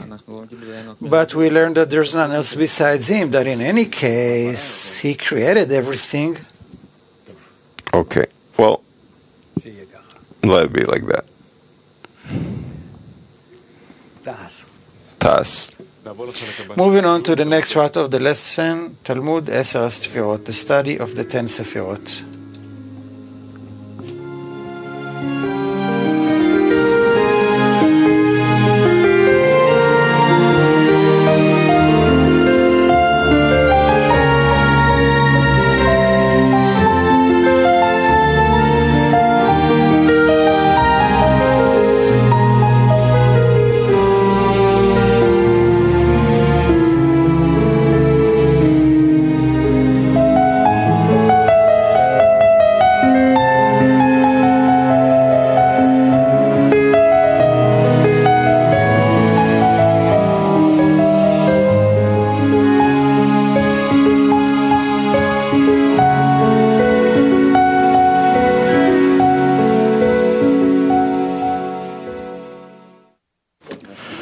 We are reading from the study of the 10 Sefirot, Volume 1, Part 3, page Kuf Lamed 138 in Hebrew, Chapter 9. You can send us your questions to kab.tv. Selected questions will be here in the course of the lesson. Chapter 9. Chapter 9 explains that the desired perfection is that all the Sefirot in the 5 Olamot, Ak and Abi'ah, will connect together to the Bechina of the upper Adam. The root and the Neshama are clothed in his Guf, and he is clothed in Levush and dwells in his Heichal, containing 4 issues. 1. The entire reality is divided into 5 Olamot, called Ak and Abi'ah. They represent 5 Bechinot Kachabtum, called Shoresh, root, Neshama, Guf, Levush, Heichal. Each Olam contains 5 inner Bechinot, Shangela. Each of those Bechinot is divided once more into 5 Bechinot Shangela, meaning 25 sub-Bechinot in each and every Olam from Ak and Abi'ah. All 25 Bechinot Shangela in Ak are regarded as the roots, meaning Ketarim. Also, all 25 Bechinot Shangela in Olam Atzilot are regarded as Neshamot, meaning Chochmot. All 25 Bechinot Shangela in Olam Bria are regarded as Gufot, meaning Binot. And all 25 Bechinot Shangela in Olam Yitzira are regarded as Levushim, meaning Tiferet. All 25 Bechinot in Olam Asiya are regarded as Heichalot, meaning Malchuyot. 2. The entire 25 Bechinot Shangela in the 5 Olamot Ak and Abiyah connect with each other in the following manner. The 5 Ketarim in Ak and Abiyah, called 5 roots, connect with each other so as to connect the Shangela in the roots. Keter of Ak is the Shoresh, is the root, and Keter of Atzilut is the Neshama in them. Keter de Bria is the Guf in them, and Keter de Yetzira, the Levush in them, and Keter de Asiya is the Heichal in them. Similarly, the 5 Chochmot in Ak and Abiyah, called 5 Neshamot, connect with each other so as to connect Shangela the Neshamot. Chokhmah de Ak is the Shoresh in them. Chokhmah de Atzilut is the Neshama in them, and Chokhmah de Bria is the Guf in them. Chokhmah de Yetzira is the Levush in them, and Chokhmah de Asiya is the Heichal in them. Similarly, the 5 Binot in Ak and Abiyah, called 5 Gufot, connect with each other so as to connect Shangela the Gufot. Binah de Ak is the Shoresh in them, etc. The same applies to the 5 Tiferets in Ak and Abiyah, and with the 5 Malchuyot de Ak and Abiyah. It is this way in the inner Shangela in Ak and Abiyah too. 3. The 5 Bechinot Shangela are also called Yechida, Chaya, Neshama, Ruach, Nefesh. 4. They are also implied in the 4 letters Havaya.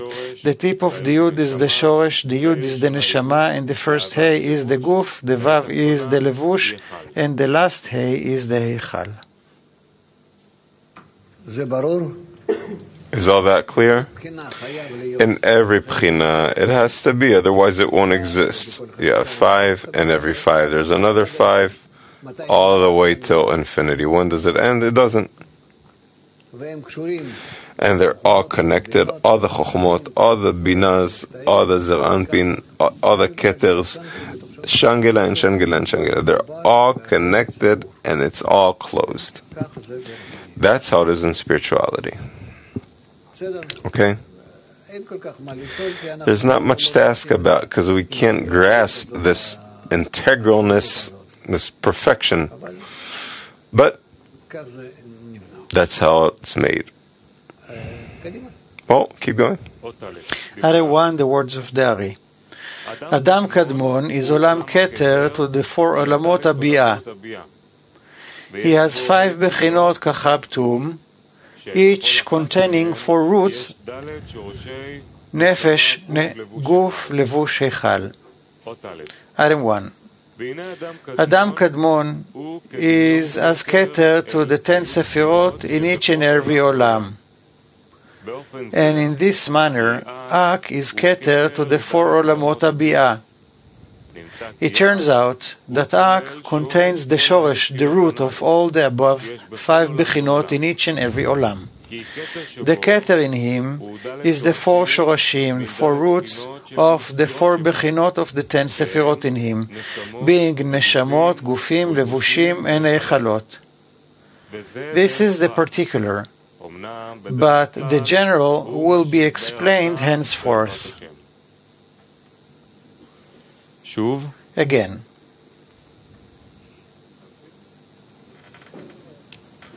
Again, add 1, the words of the Ari. Adam Kadmon is as Keter to the 10 Sefirot in each and every Olam. And in this manner, Ak is Keter to the 4 Olamot Abiyah. It turns out that Ak contains the Shoresh, the root of all the above 5 Bechinot in each and every Olam. The Keter in him is the 4 Shorashim, the 4 roots of the 4 Bechinot of the 10 Sefirot in him, being Neshamot, Gufim, Levushim, and Eichalot. This is the particular, but the general will be explained henceforth. Inner light. Or Pnimi, inner light, and 1 explains, and Adam Kadmon. It has already been explained that in the Dalet Bechinot, in the 4 Bechinot, the Or Yashar, there is no difference between each Olam or between each Partzuf, from the Rosh of the Kav to the end of Asiya. It is so because there is not a single degree that does not have the Dalet, the 4 Bechinot, the Or Yashar, which are Chokhmah, Bina, Tiferet, and Malchut. The only difference between the degrees is the level of the Or Choser, reflected light. That level depends on the avyut, coarseness of the Masach in Malchut of the degree. Masach the Bchina Dalet raises Or Choser and closes up to Keter. Bchina Gimel raises up to Chokhmah, raises Or Choser up to Chokhmah, Lakin Keter. Consequently, Keter, the Or Yashar, must close the Pnimiut, the internality of Chokhmah, and is not apparent there. Masach the Bchina Bet raises Or Choser only as high as Bina, lacking the level of Chokhmah too. Hence, Keter and Chokhmah, the Or Yashar, direct light, clothed in the Pnimiut, internality of Bina here. Masach the Bchina Aleph raises Or Choser only as high as the level of Tiferet, called Zer Anpin. It lacks the level of Bina too. And therefore, Gar, Kachab are clothed in him in the Pnimiut of Tiferet, and are therefore not apparent. See all the rest and understand the reasons for these things. Now you can see that the 5 Olamot called Adam Kadmon, Atzilut, Bria, Yetzira, Asiya contain the entire reality from the Tzimtzum, restriction, downward. They are also regarded as 10 Sefirot that contain the entire reality and are measured by the values of the levels in the 5 Bechinot of the Masach. It is so because Bchinat Daled, over which there was the Tzimtzum Aleph, first restriction, and the first Zivug de Haka'ah, these first 10 Sefirot are called 10 Sefirot or Dalet Bchinot, 4 phases of Adam Kadmon. Their level is up to Keter the Or Yashar. And that is why Adam Kadmon is called Olam Keter. Because the reflected light reaches up to the Keter. After the 4 Bechinot, the Ak, had been completed, the Masach, the Bchina Dalet, was purified to Bchina Gimel. And Or Ein Sof, which never stops, returned and expanded in Dalet Bechinot, the Or Yashar, over his Masach, the Bchina Gimel, in Zivug de Haka'ah. However, here their level reaches only Chokhmah, and they are called 10 Sefirot, or Dalet Bchinot de Olam Atzilut. Once Olam Atzilut had been completed, the Masach purified once more to Bechina Bet, and 10 Sefirot on the level of Bina emerged, called Olam Bria. Afterwards, it had been purified into Bechina Aleph, and 10 Sefirot in the level of Tiferet emerged, called 10 Sefirot or Dalet Bchinot, 4 Bechinot de Olam Yetzira. After that, when it purified entirely, and no avyut, no coarseness was left in the Masach except a shoresh to the avyut, there was no haka'ah, no striking in it at all, and it had were 10 Sefirot on the level of Malchut, called 10 Sefirot or Dalet Bchinot de Olam Asiya. The reason for this is the Chut, purification, was explained in Istaklut Pnimit. Now the 10 Sefirot that contain the entire reality have been thoroughly explained. Olam Ak is the general Keter, Olam Atzilut is the general Chokhmah, Olam Bria is the general Bina, Olam Yetzira is the general Zer Anpin, which in turn consists of 6 Sefirot Chagat Nehi, and Olam Asiya is the general Malchut. However, in each and every Olam of these 5 Olamot, there are also 10 particular Sefirot. In each Olam, there are levels one below the other. Even in Olam Adam Kadmon, However, as in the particular levels of the 10 Sefirot, we calculate the level of the Or according to the highest Sephirah. If the highest Sephirah is Keter, all the Sefirot have Or Keter. If the highest Sephirah is Chokhmah, all the Sefirot contain Chokhmah. Similarly, we calculate the level of the Or in each Olam according to the first Partzuf in it. In Ak, it is the level of Keter. In Atzilut, the level of Chokhmah. And in Bria, the level of Bina, etc.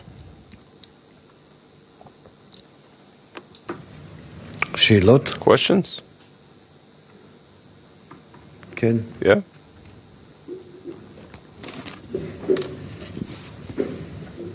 Who has the Masach that elicited the 5 Olamot? Masach of Aviud Daled, Gimel. What do you mean, whose is it? Masach usually belongs to a Partzuf or Olam. Yeah, it speaks about a Partzuf. So this Masach, who does it belong to?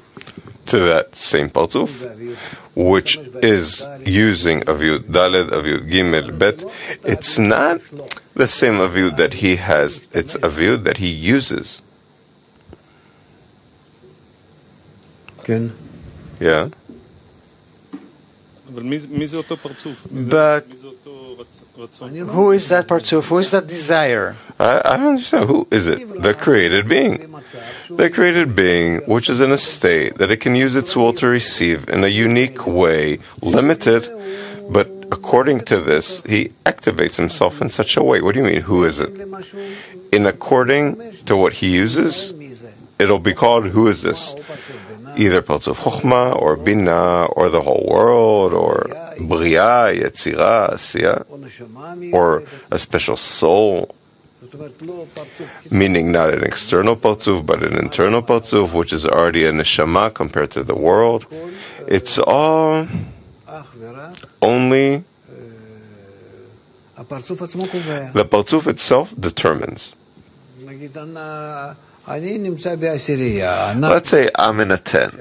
We want this 10 to reach spirituality. Our Reshimot, the conditions we're in, they bring us to a certain form of bestowal, mutual bestowal between us and from us to the Creator. And according to the accumulation of these conditions, will be called a Partzuf, a soul. Maybe we'll even discover that we have a certain name, and in this way, we will advance. I don't understand what you're asking. The question is, because we've learned that Malchut of Ein Sof, what I know of Malchut Ein Sof, is that if Aviud Daled emerges of Partzuf Galgalta with Aviud Gimel, Partzuf Ab, and here with Aviud Gimel emerges Olam Atzilut, and not a Partzuf. There we're speaking about Malchut, which is called the Daled of the general Aviud, and how she purifies. Galgalta Ab Sagma Bon are called the general Dalit of Aviut is purified, and after she purified, the general Bchina Gimel comes. Then Bet, Aleph, Shoresh. That's how it is. The general Bchina Gimel is the world of Atzilut. That's why Atzilut is called Olam, or the world of Chokhmah. You can say, but Ab is called Chokhmah. Correct. Ab is Chokhmah of Daled, and Atzilut is all Gimel. Think about it. I understand the question, and it has a place, but what, Rami? In every Bchina, in every part, there are two systems of relationship, one in length and in width. All the Ktarim are connected on the one hand, and Keter is always connected to Chokhmah, Bina, Tiferet, Malchut below it. So what is the qualitative connection in width or length?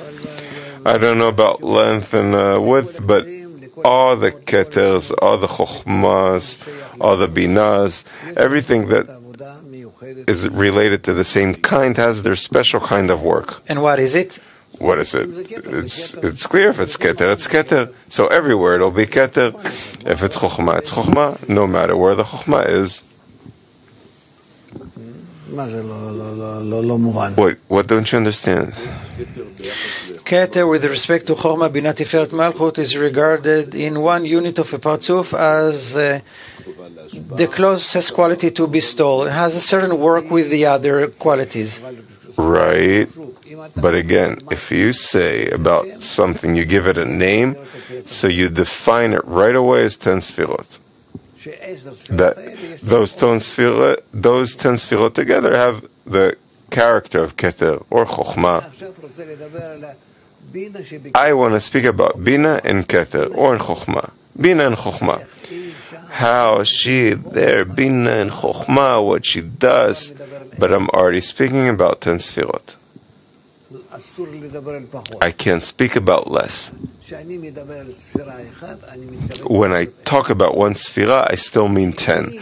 Because who gives me the expression of bina of keter? The parzuf from 10 sfirot that expresses itself as bina of chokhmah, let's say. That's how he expresses himself. That whole 10 is expressed. That's why there's no less. If we don't connect, the Creator doesn't take us into consideration. Yes.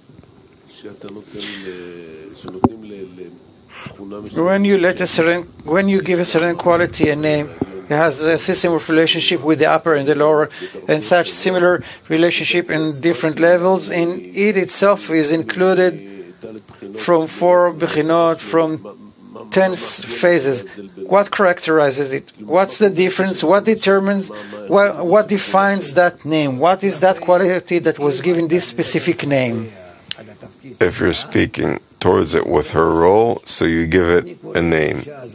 I call this woman mom, somebody else calls her grandma, and somebody else calls her, I don't know what, my teacher or whatever. Each one towards the way she expresses herself and according to that.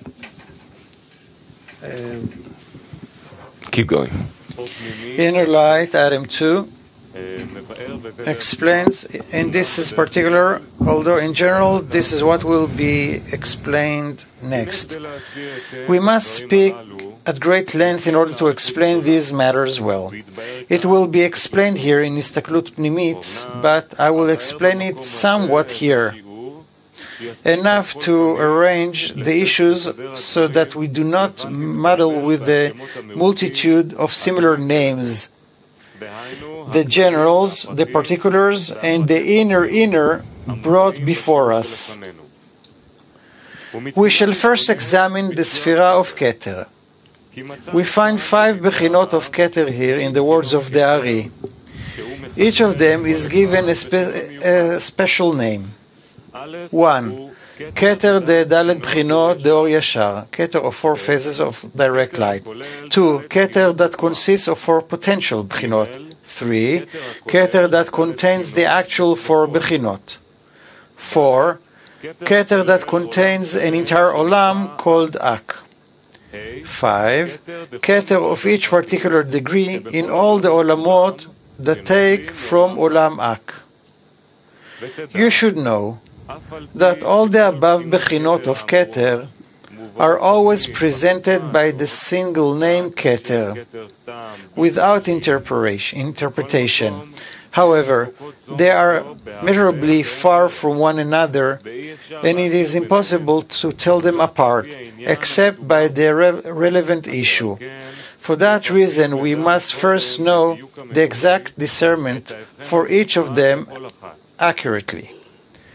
Keter de Or Yashar was called Itpashtut, expansion of Ein Sof as Kelim, and as Zivug de Haka'ah by the Ari. Thus, Ein Sof is the root to the 4 Bechinot de Or Yashar called Keter de Or Yashar. Know that this is Ein Sof before the Tzimtzum. For there is no chidush or renewal of or in the olamot that does not extend from or Ein Sof before the Tzimtzum. You already know that these Dalet Bechinot, the Or Yashar, are equal without any difference from the Rosh, the Kav, to the end of Asiyah. And so is their Keter. Indeed, Keter, called Atik, contains 4 potential Bchinot, as the Ari says. Also, Keter, called Arich Anpin, contains Shorashim, the roots for the actual Dalet Bchinot, meaning it is the complete Shoresh for the Ne'etzalim, emanated, as the Ari says above. These are completely separate matters from Keter, the Or Yashar, because they are regarded as the Rosh of the Olam, or of a Partzuf, containing 10 Sefirot, the Or Yashar, and 10 Sefirot, the Or Chozer, as has been explained above in Or Pnimi. These 10 Sefirot are called Rosh or Keter wherever Or Chozer arises from below upward. However, the Ari discriminates 2 Bechinot Keter in this Rosh. He calls the first Atik, or I am the last, containing the 4 potential Bechinot, and the second Arich Anpin, or I am the first, containing the actual Dalet Bechinot. The difference between these 2 Ktarim has already been explained above. And here, in Histaklut Pnimit, they will be explained elaborately. The Keter that contains all the Olamot is called Adam Kadmon. It is a different and separate matter from all the other 3 Bechinot of Ktarim, because Keter, the Or Yashar, is regarded as Ein Sof before the Tzimtzum.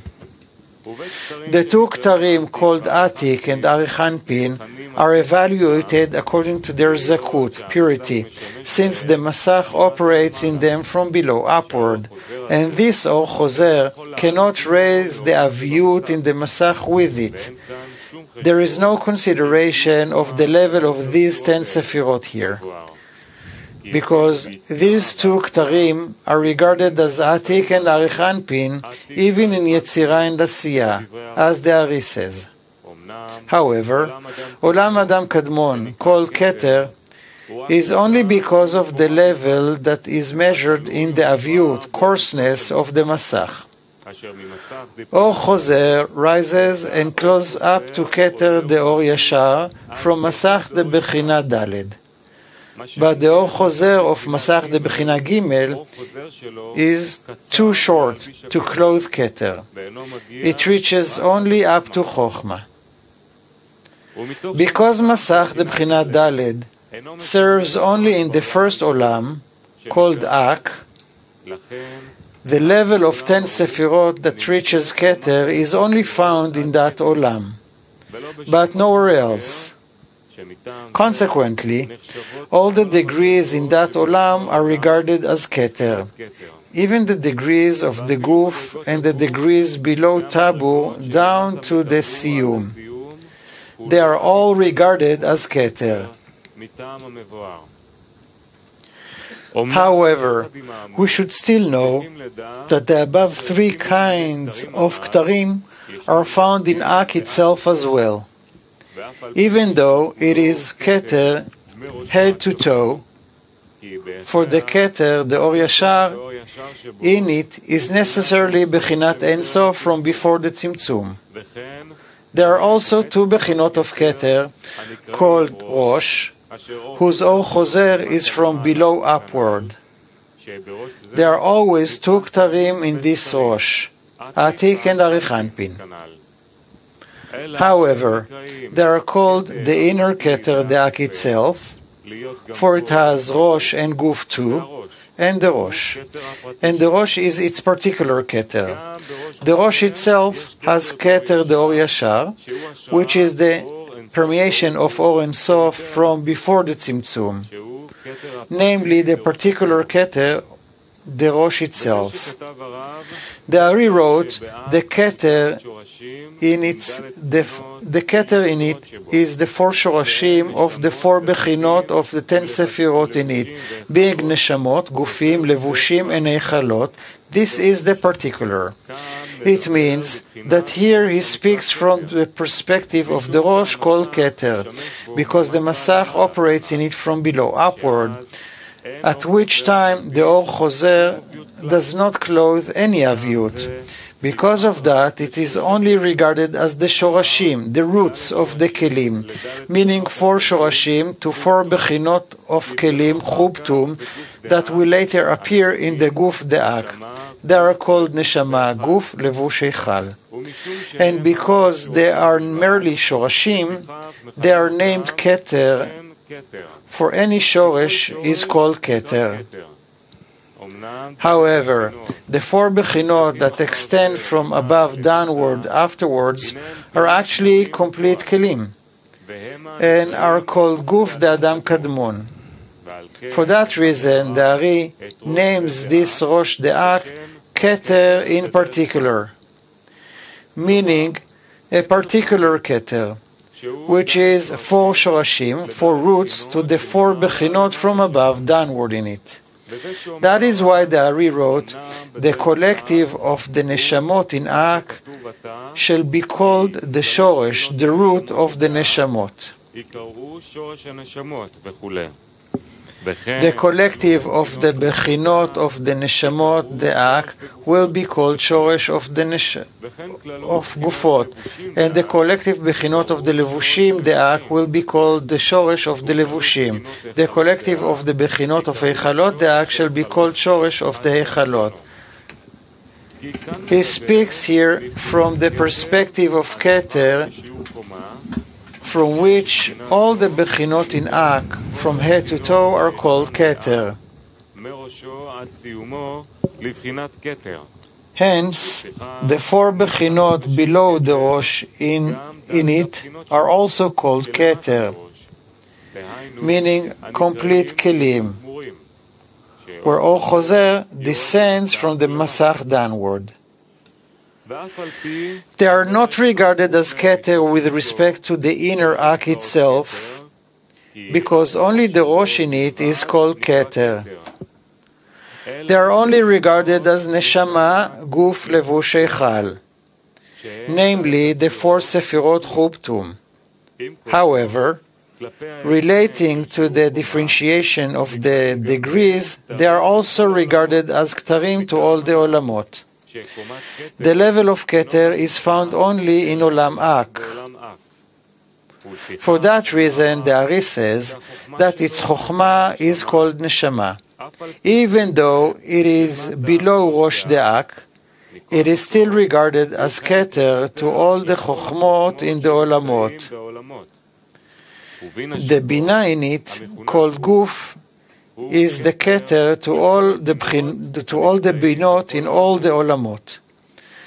And the Zer'anpin in it, called Levush, is Keter to all the Zer'anpin in the Olamot. Malchut in it, called Eichal, is the Keter to all the Malchuyot in all the Olamot.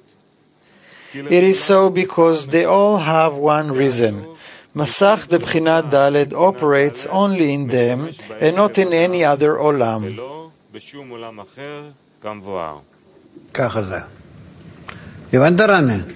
That's how it is. Rami, did you get it? Good. You gave me contentment. Well, let's keep going. Adam 2, the words of the Ari, page 141. The Neshamot in Ak are roots of Neshamot. The Neshamot in Atzilut are the Atzmut of the Neshamot. The Neshamot in Bri'ah are the Gufim in the Neshamot. The Neshamot the Yetzirah are the Levushim in the Neshamot. The Neshamot in Asiyah are Hechalot the Neshamot. Thus, the Neshamot that are Chokhmah in the five Olamot Ak and Abiyah connect with each other like the upper Adam, in whose Guf the Shoresh and Neshama are clothed, and he is clothed in Levush and dwells in his Eichal. Item 2. The collective of the neshamot in Ak shall be called the shoresh of the neshamot. The collective of the bechinot of the neshama of Atzilut shall be called actual neshamot the neshamot. The collective of neshamot bria shall be called gufot, compared to neshamot of Atzilut. And the collective of neshamot the Yetzirah shall be called levushim the neshamot. The collective of neshamot Asiyah shall be called heichalot of the neshama. Item 3, Inner Light. Here too, the Ari speaks only from the perspective of the degree of Neshamot De'ak. As we've explained regarding the 4 Bechinot Chub Tum De'ak. It has already been explained above that the 4 Bechinot De'atzilut come from Or Choser that ascends from Masach the Bechina Gimel. For that reason, their degree, the 10 Sefirot De'atzilut, begins only from Chochma, called Neshama. Hence, all the Bechinot in them are regarded as Chochma, and Neshama from Rosh to Siyum in Olam Atzilut as well. That is why the Ari writes that the collective Bechinot Neshamot De'atzilut, meaning Chochma, are Bechinot Neshamot the Neshamot to all the Olamot, meaning Bechinat Chochma toward the Sefirot of Chochma in all the Olamot. Also, the Gufot De'atzilut shall be called Neshamot the Gufot of all the Olamot. It is the same with the Levushim De'atzilut and the Hechalot De'atzilut, as they all emerged by the Hitlapshut, clothing in Or Choser the Bechina Gimel, clothing up to the level of Chochma. That's how they're divided. And what determines it? Only the reflected light. It, from the raw material, makes all the parzufim, all the olamot, all the different kinds, in weight, in sensitivity, in as much as matter becomes prepared to express some kind of quality of the Creator. That's it. So every desire to receive, and according to the way they process it, it becomes a certain part, special part of the Creator. Okay, questions? Nothing? You do? Well, He says that Masach B'china Daled, there is Or Choser that rises and closes up to Keter the Or Yashar. that's what's B'china Dalet.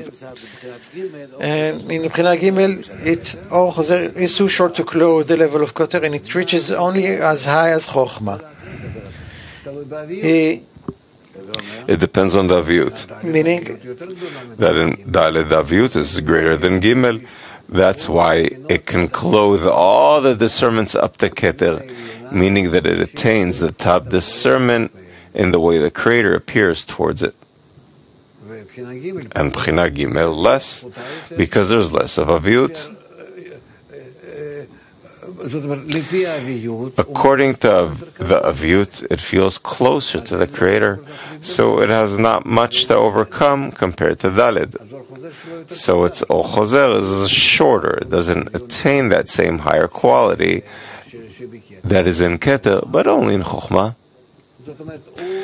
Meaning it doesn't understand, it doesn't feel, it doesn't attain the intentions of the emanator, which is called Keter, but only attains the actions of the emanator, which is called Chochma. Let's say, for example, I thought that there are no limitations in the light. What do you mean? I have limitations that I attain more or less. It all depends on Adam, on a person. Of course. More. That's it. Everybody's relaxed. Niv. So why does he call the Bechinot in Ak after the Olamot that will emerge? That from Ak, the Olamot come out.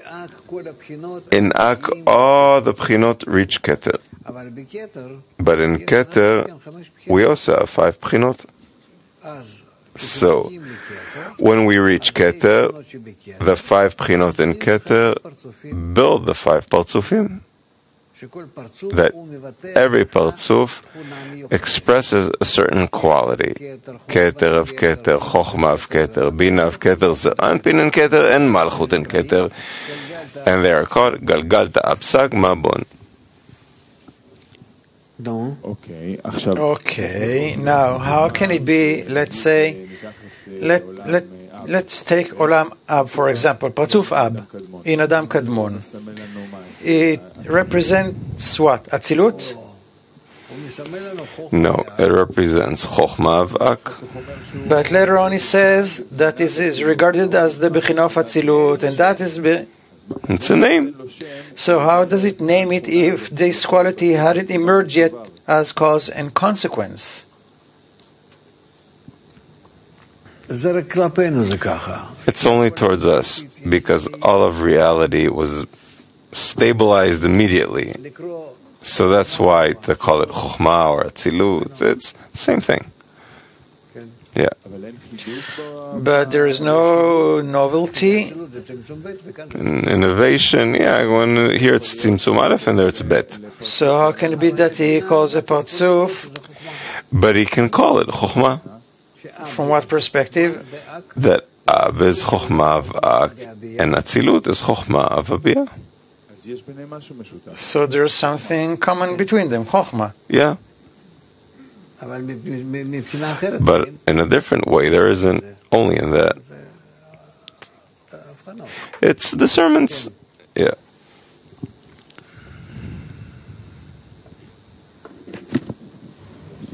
Why Atik is called I am the lost and I am the Archanpin is called I am the first and not the other way around? Atik is last of Tzimtzum Aleph, which is representative below the Tabul. Arich Anpin is the first from Tzimtzum Bet, which determines all of the behavior below it. That's it. We're going to the next part. Moving on to the next part of the lesson, and before we do, let's sing a song together.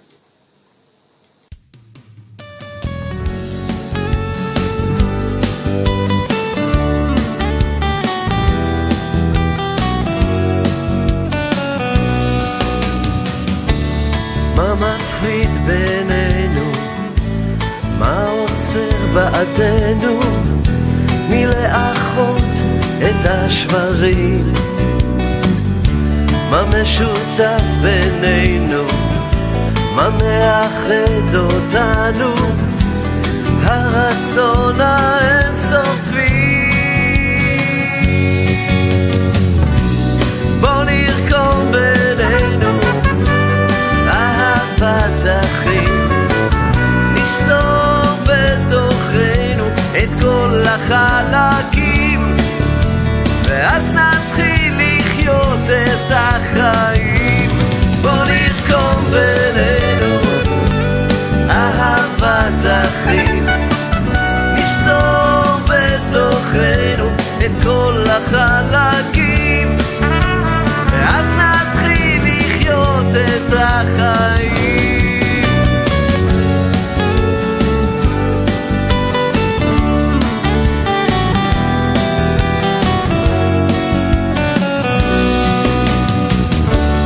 אין על מי לסמוך, רק על אבותינו שכתבו לנו מילים. בין המילים אנחנו שתים בים של אור, מתקנים את הכלים. בוא נרקום בינינו אהבת אחים, נשסור בתוכנו את כל החלקים, ואז נתחיל לחיות את החיים. בוא נרקום בינינו אהבת אחים, נשסור בתוכנו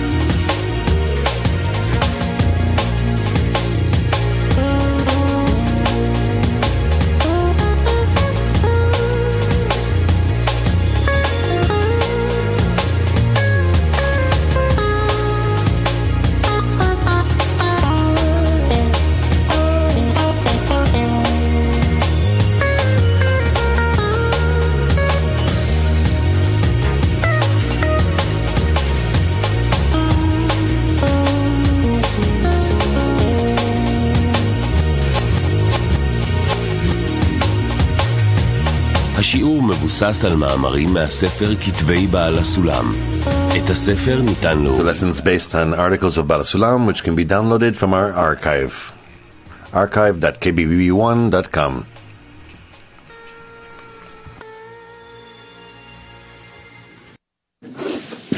שלום, אנחנו קוראים בכתבי בעל הסולם. Hello, we're reading in the writings of Baal HaSulam. The article is Messiah's Shofar. You can download it from our archive, archive.kbb1.com. You can send questions through our site. We are on the heading First Benefit. Here he was telling us about writing the Zohar and all the wisdom of Kabbalah that was concealed, unrevealed, because during the exile we're not allowed to engage in it. And he says that the fact that it was revealed, it caused a lot of trouble for Israel, but along with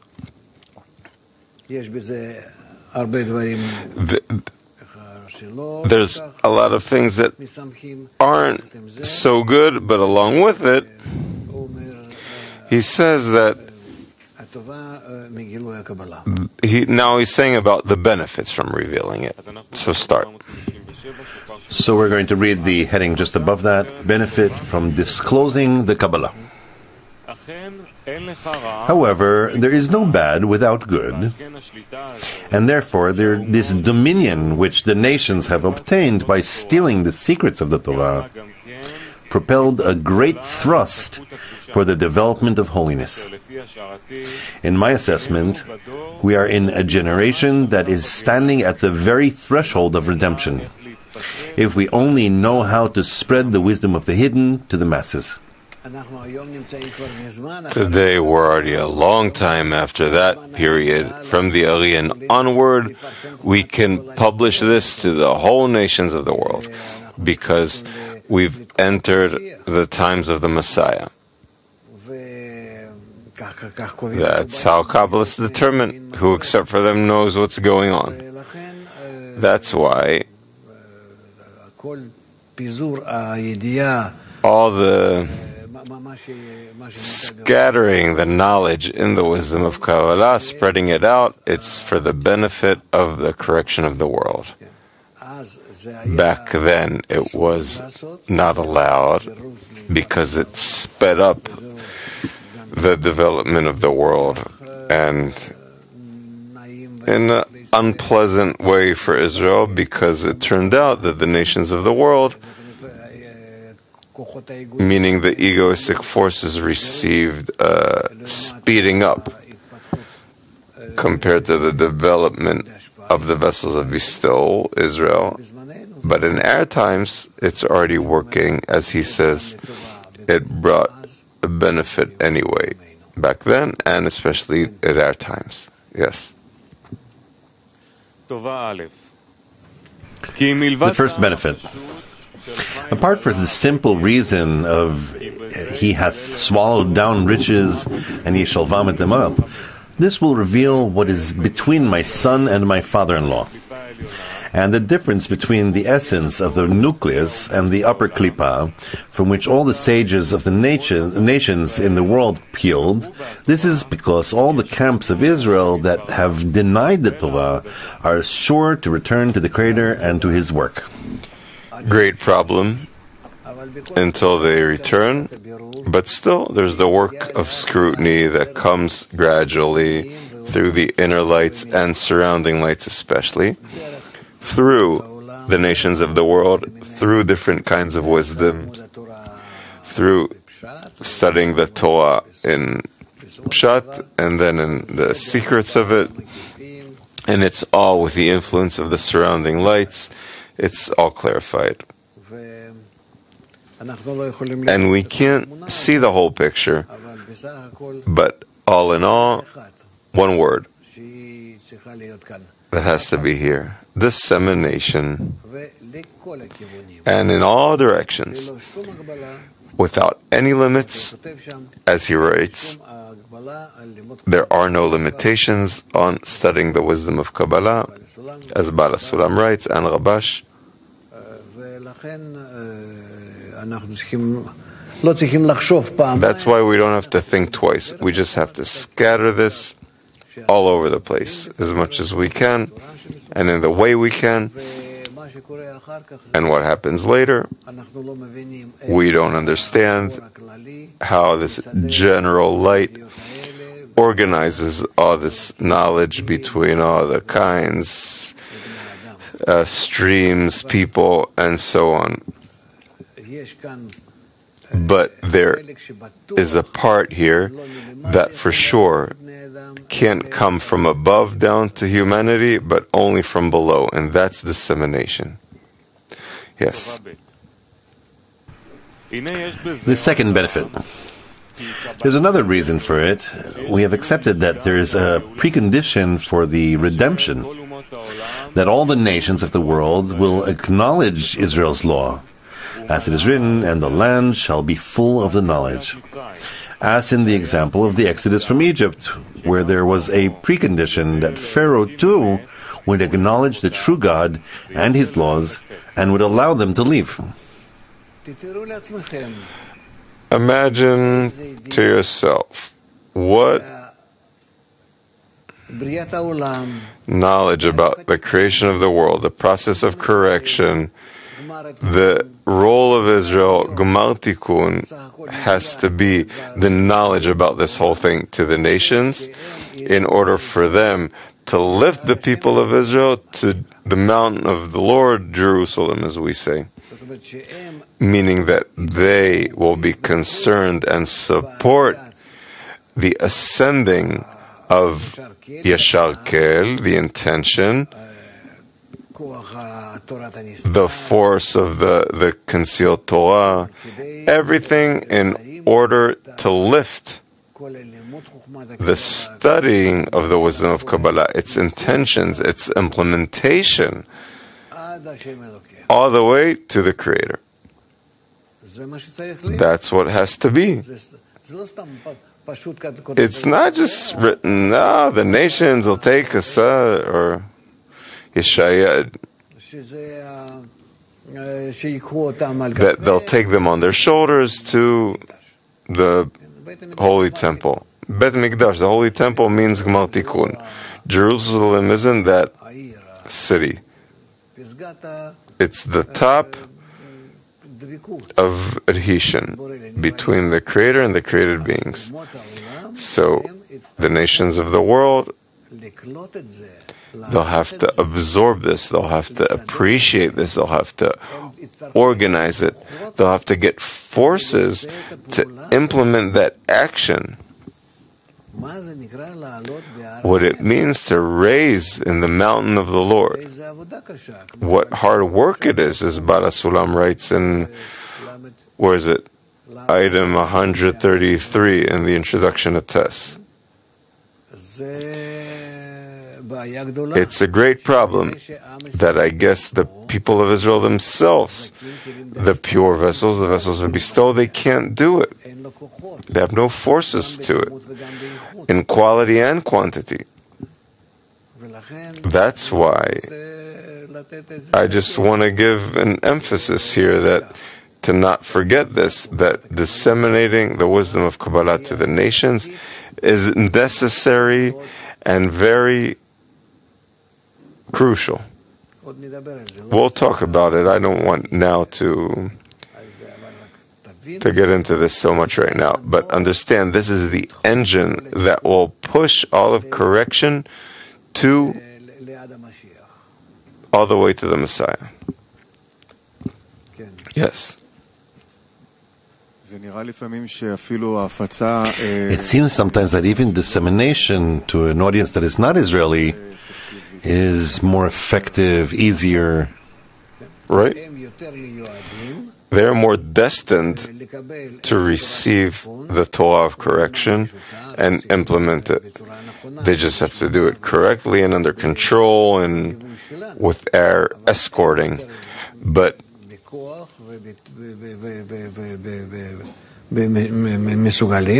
in forces they can do it more, yeah. It's still, I wish, it's still early. I wish we'll be able to spread this out the way it should be between Israel within Israel. These things need to spread out. I don't want to try and grab too much and not get anything in the end. But if we can, we'll do it in our generation, and if not, next time around, yes. It's specifically because of that. So what's why is it such a must to knock your head against the wall and exert here to try to disseminate to this stiff-necked nation where you can do it much easily overseas?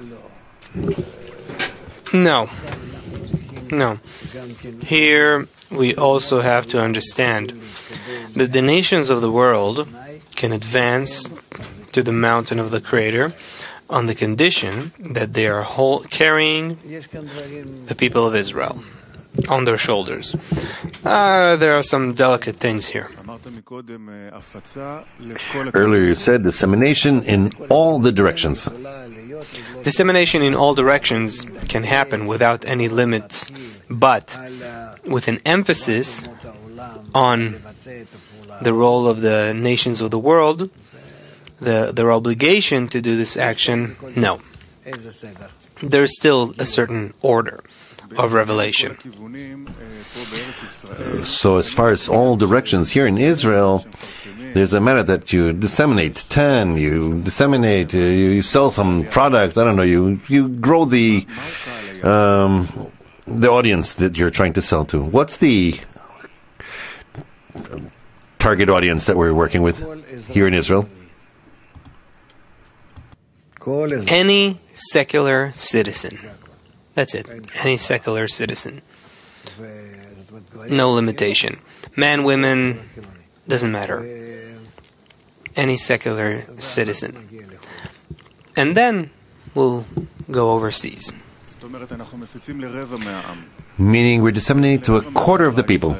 A quarter of the Israeli society, let's say.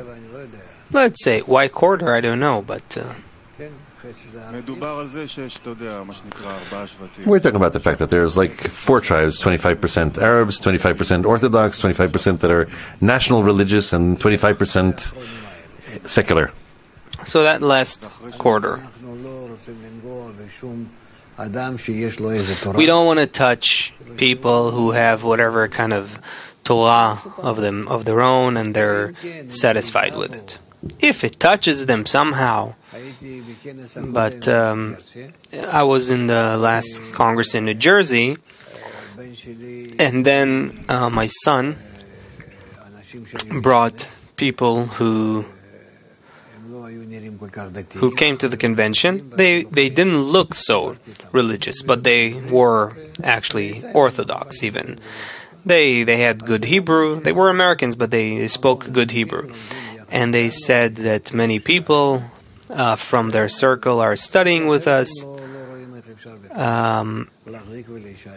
because otherwise they don't see how they can even stay in that society. So you don't know who's with you. But only on the level of the plan. How is it supposed to develop? Let's say after we start getting success disseminating to the part of our nation here in Israel, the wisdom should spread first to overseas and then come back to the other parts of the people here? Or how does it... I don't want to determine these things. If it's possible already by our friends overseas in all our groups to disseminate strongly to the people of the world, I would do it. But it's not like I would take the power that we have here and start doing this dissemination from here, because we still have to take care of the people of Israel in the land of Israel. Okay. So did we read the second? Redemption benefit? through divulging Kabbalah to the nations of the world. That's the heading. Redemption through divulging Kabbalah to the nations of the world. This is why it's written that each of the nations will hold a Jewish man and lead him to the Holy Land. And it was not enough that they could leave themselves by themselves. You must understand from where the nations of the world would come by such a will and idea. Know that this is through the dissemination of the true wisdom, so they will evidently see the true God and the true law.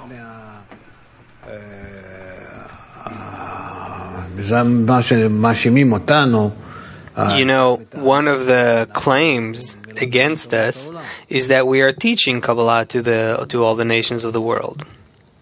What can you do?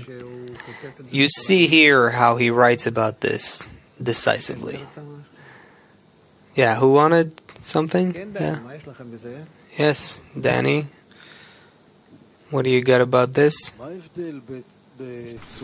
What's the difference in the form, the manner of correction of Israel compared to the correction of the nations of the world?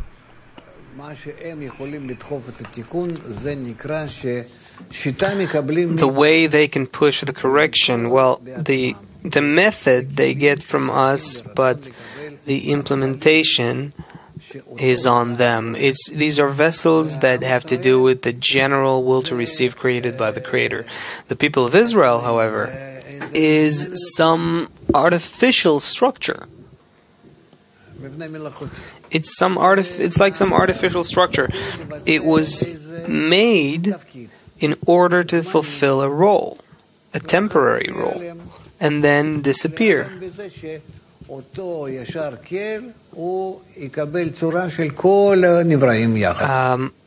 that Yashar Kel will then take on the form of all created beings. It's not that everyone will be like us. No. It's actually we will integrate with others. The form of Bina should be absorbed in all levels of coarseness. And then the coarseness of Yud will work to fulfill the purpose of creation. Meaning the whole process that will happen to the nations of the world. The people of Israel should only communicate to them, well, also support, help, be the passageway, the conduit, like he writes in the article Matan Torah. But the work actually happens in the nations of the world, in the vessels of reception. Will they also have to rise above their will to receive? Yes, of course. But if we are sufficiently evolved, having the intention to bestow, they only join and it's sufficient. And the matter of, let's say, the connection between us, will it get stronger and stronger as we disseminate more?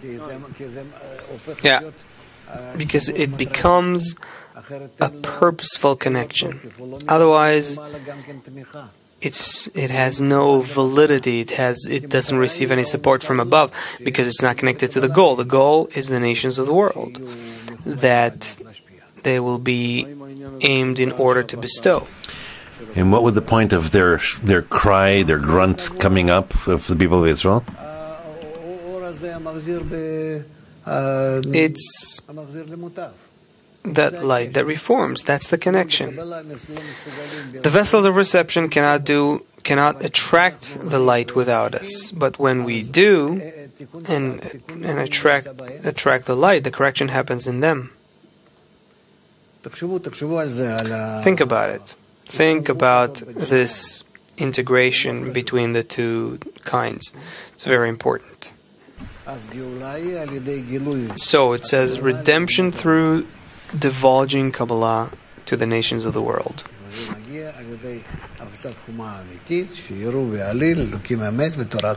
And this comes through the dissemination of the true wisdom, so they will evidently see the true God and the true law. The heading, dissemination of the wisdom of Kabbalah the world over. And the dissemination of the wisdom in the masses is called a shofar. Like the shofar, whose voice travels a great distance, the echo of the wisdom will spread all over the world.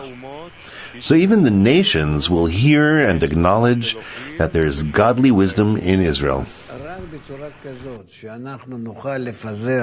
Meaning, only in this way that we can disseminate the true, authentic wisdom of Kabbalah, not some whatever, but the true wisdom among the nations of the world, they will understand that we truly have a godly wisdom.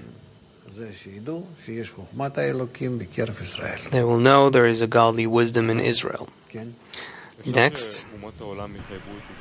Is it possible that the nations of the world will obligate the people of Israel in an obligated way, not in negation? How? What, for example? When we disseminate the wisdom of Kabbalah to them, of course they will change. I'm asking it as a tactic, not to go to the hard-necked people that don't listen, but to go indirectly to the nations of the world to operate on Israel in a positive way. I think we have sufficient forces to influence the nations of the world through our groups, and mostly today it's done online. I don't see any other instrument. And here, our office, let's say, should nevertheless deal with disseminating the wisdom of Kabbalah to the people of Israel here. To try, as well as take care of all the groups. Sure, we have to put more emphasis on that. That's clear, because what's happening in the world, and we see how this world is becoming kind of very, very shaky.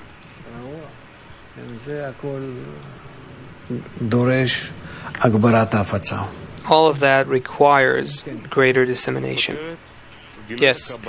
The heading, the revelation of Kabbalah to all the nations, is the revelation of Elijah.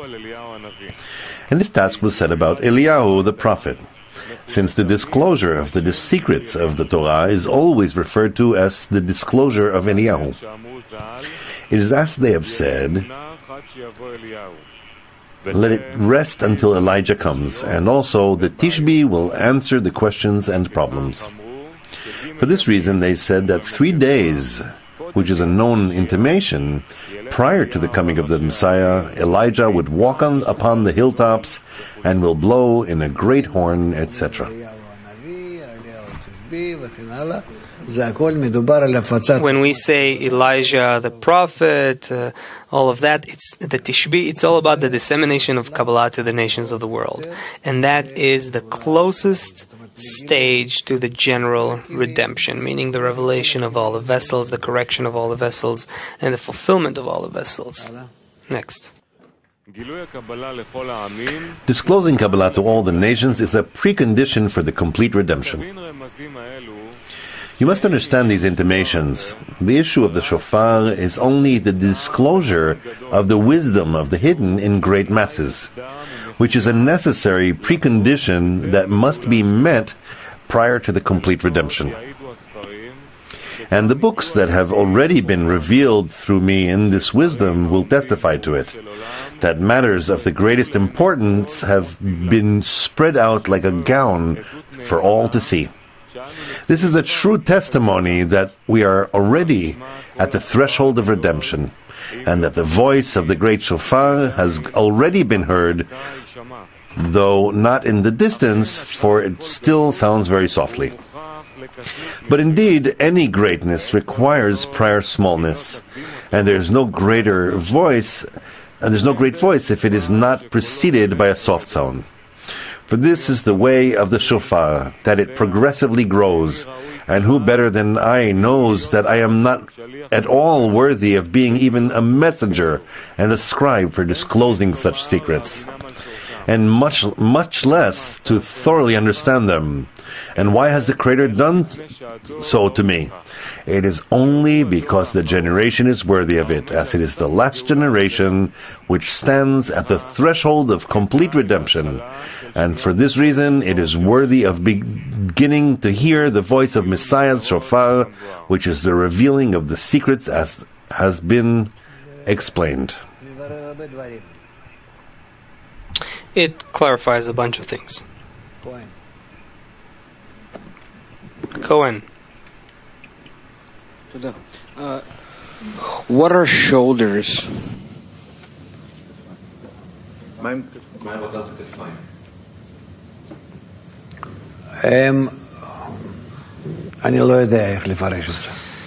don't know how to interpret this. I don't want to give my own interpretation here. Or, just in general, just like when you carry something, you take a responsibility, they become the engine that propels the whole process of correction and redemption. New York. The fact that we have to strengthen the dissemination in our groups, for us specifically, does it mean that dissemination should govern all of our decision makings in the group? Very often, let's say, things clash, like whether the group should benefit the existing group or dissemination from one decision or another. We see, according to the development of the world, that dissemination becomes vital, not more important, but vital, critical. And the more, the better. But this needs to be properly organized in a way that's suitable for our time, our generation, our resources, our abilities. And most important thing is the internet. That's where all dissemination happens. Yes, Leibovich. He wanted to ask for a while there. When Baal HaSulam explains how he sees dissemination, which is only in the last generation, he writes that there needs to be proof, and some other paragraphs there. I wanted to ask about that matter. Could it be that somehow we will show that each time the separation grows amongst the people, the problems grow and the world starts to burn? Meaning to show a parallel where the separation grows in a certain faction in the people, that grows, the ego grows, and trouble starts. Is there some kind of proof? You can't say. Some people say yes, no. Not to say it, to show, like a study that shows instead of this, that happens. You can try to put on research, but it's not gonna. So what does Baal HaSulam mean when he says proof? As always, like he writes. But to try to yell at people, look at the trouble that will happen if we don't do this and that. No. Show an example. What people want is an example.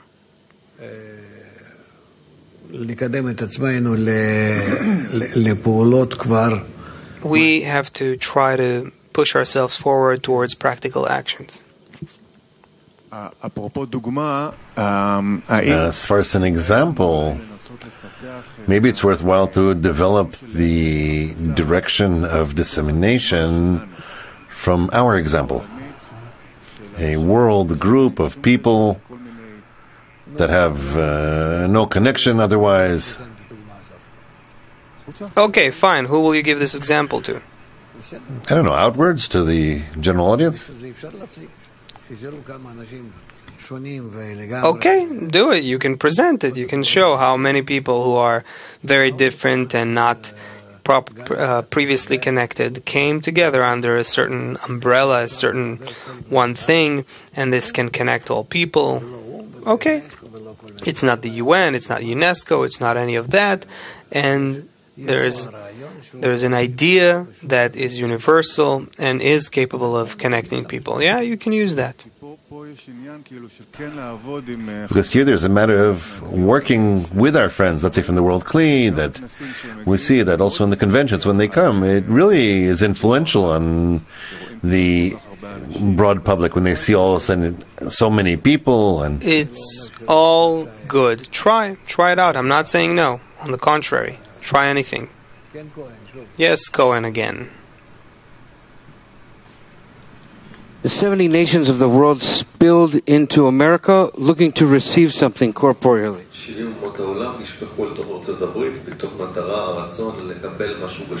Now the desire from all these nations is gathering in New Jersey in less than a month. How do we harvest this desire to receive something and make it to something spiritual? That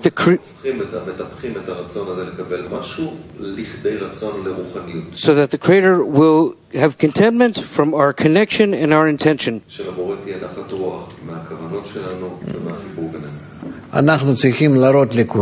We have to show to everyone that if we unite, then we create the Kli that receives the higher abundance. In the meantime, you can talk about it in a corporeal, beneficial way. And it's true also. This opening of a pipeline, it's an absolutely critical action that's going to occur in New Jersey. So how do we convert this seemingly corporeal desire into a true spiritual chisaron that we can open the light for the whole world? I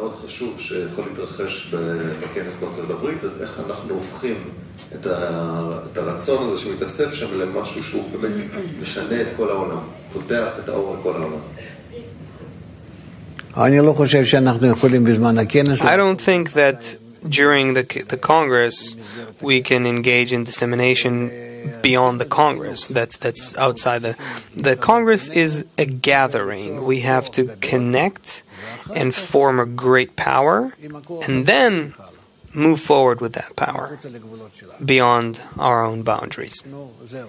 Okay, yeah, and that last one, yeah. This pipeline, it's not only an action of dissemination. We need to receive something so that we can give, we have what to give to the world. It's an internal action. Of course. Okay, so how do we prepare ourselves to make this connection that the Creator can't deny us? Very good. I'm happy that you are, you're eager to do this, and you should do it. Yeah, seriously, and start focusing your energies on this. You're right. If we even don't think about what's happening next, we won't receive what we need to receive for our own inner connection. Sure. That's what we learned. The upper of the upper one, and the lower one. There has to be connection with the lower one in order to turn to the upper one. What? We want to do a report about the Independence Day. So on Wednesday, we're asking to put the slide on, please. Wednesday, the eve of Independence Day, we're going to have the morning lesson as usual. At 6 o'clock in the evening, we will have a lesson until 7:45 p.m. and then at 8 to 8:45 we'll have a festive meal. That's on Wednesday. On Thursday we'll have the morning lesson as usual from 2:45 preparation until 6 the lesson, and there will be no Zohar lesson in the evening on Thursday. All the details were sent to everyone on their emails and on Tzviat Tova. We also have a question about it. Wait, so in the evening, what's going to happen in the evening then? The goal is to give people... We're talking about Thursday. Yeah, it's Thursday. There's a big celebration in Israel. They're going to do barbecues. We want people to be with their families. The feeling is that they'll integrate with their families. Very good. So, okay, so no Zohar lesson. I wanted to ask about the lesson that we have on Wednesday and about the meal. It's 70 years for the nation, and there'll be big celebrations outside, etc. Do we need to do something special in this lesson, because it's also unusually long, and also during the meal? I'm ready. Fine, do everything very festive. I'm not putting any limitations. On the contrary, you do it. What would you focus the lesson on?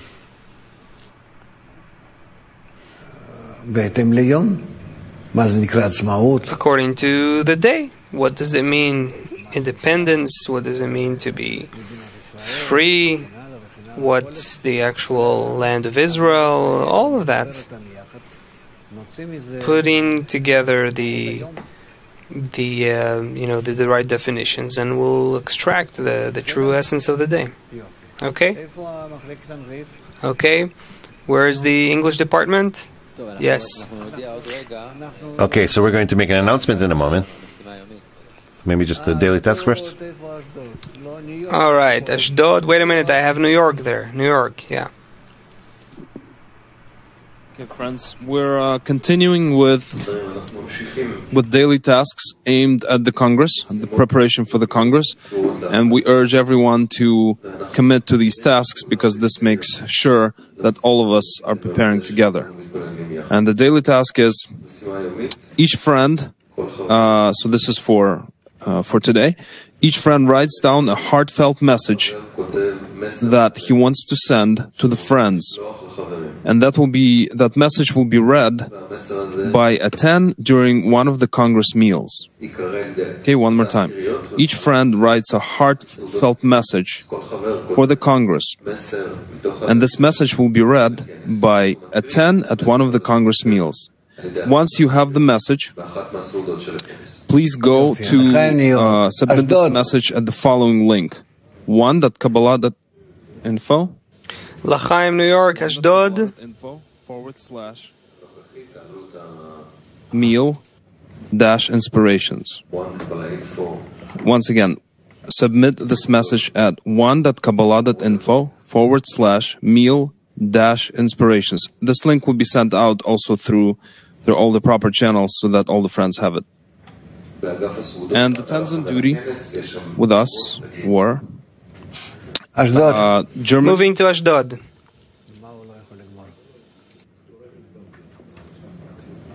Number 23 in New York, 10 number 2. L'chaim, friends. Ashdod, b'kasha. Please, Ashdod group. Good morning, friends. We will add to the task from New York, and our task is towards the upcoming convention. Each friend scrutinizes what is his practical part in building the connection between the lack of the connection in the 10 and the upper. At the end of the day, we summarize together and see what are the necessary conditions for doing this task. Again, each scrutinizes towards the upcoming convention what is his practical part of renewing the connection between the deficiency of the 10 and the upper. We find out in the end of the day what we were lacking and what we made to be able to do it. And this is our lesson. You're invited to watch this evening at 6 o'clock live with Rav Leitman. Thank you to our TV viewers and have a good day. Okay, so we're really excited.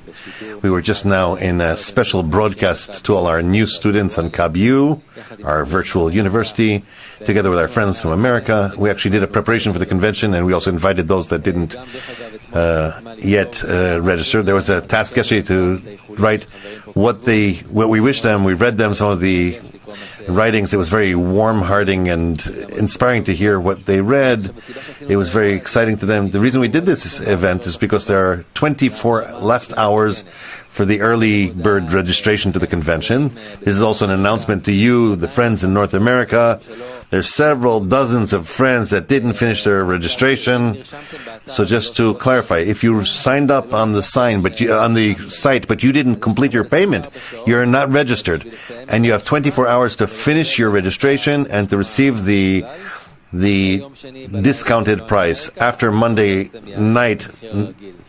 America time, it's going to go up to the higher price. So please use this, friends. Complete your registration. And okay, and I wanted to also update that immediately after the lesson, there's going to be a preparation meeting for the convention of the global team, the team that has begun a few days ago. It's going to be broadcasted on Sviva Tova. All the friends can be part of this preparation to integrate in it. It begins immediately after the lesson, after the summary of the tens, and it'll continue for about 15 minutes altogether, so you can connect to it on Sviva Tova. So we're really excited, and we're really hoping. So let's encourage all our friends in America and everyone in the world to really get it over with, their registration and payment, and so we can move forward. And let's also do that meeting. Whoever can is welcome to join this discussion. And next meeting is 6 p.m. in the Zohar. Yes, we're meeting at 6 o'clock at the Zohar lesson. 2 other announcements. Come to get to know the wisdom of Kabbalah. We're inviting to evenings that get to know about the wisdom of Kabbalah and its connection to our life. These evenings will take place during April in 12 different cities all over the country. 30 shekel to participate. Details on kabco.il or on the phone 1-700-509-209. All S1, the World Kabbalah Convention in America. We're inviting all our students to come to the convention that will take place from May 3rd to 6th. For registration and more details, enter one.kabbalah.info. Summary of the lesson. Now each of us writes silently the summary of the lesson in a few sentences. We'll devote about 2 minutes to this.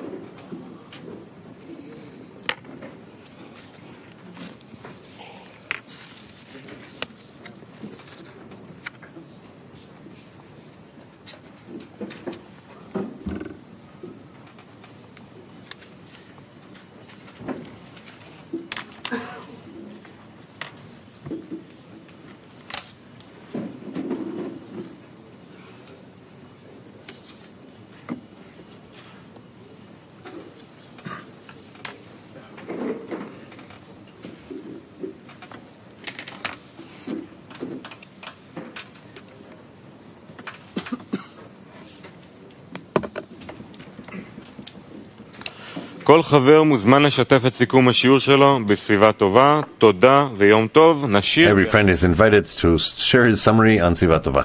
We'll sing.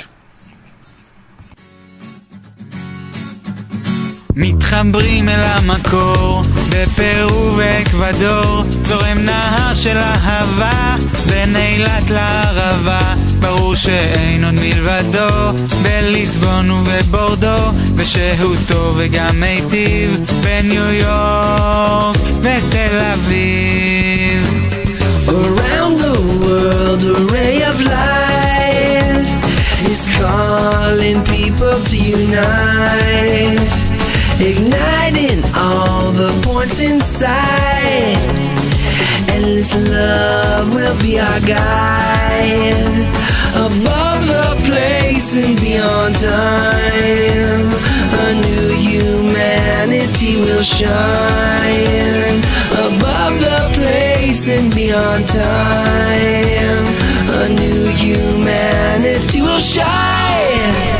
Казахстан, Сибирь и Крым дышат воздухом одним. Устремление едино от Москвы до Сахалина, от Чикаго до Читы, от Литвы до Алматы, от Сиднея до Берлина, от Парижа до Пекина. Around the world, a ray of light is calling people to unite, igniting all the points inside. Endless love will be our guide, above the place place and beyond time. A new humanity will shine above the place and beyond time. A new humanity will shine. Miren lo que sucedió en Japón y Kazajstán. Se abren los cielos también en Moscú y Jerusalén. Más ciudades y naciones, más hermanos y uniones. Grandes olas de amor, solo un clic, un corazón. Around the world, a ray of light is calling people to unite. Igniting all the points inside. Endless love will be our guide. Above the place and beyond time. A new humanity will shine. Above the place and beyond time. A new humanity will shine.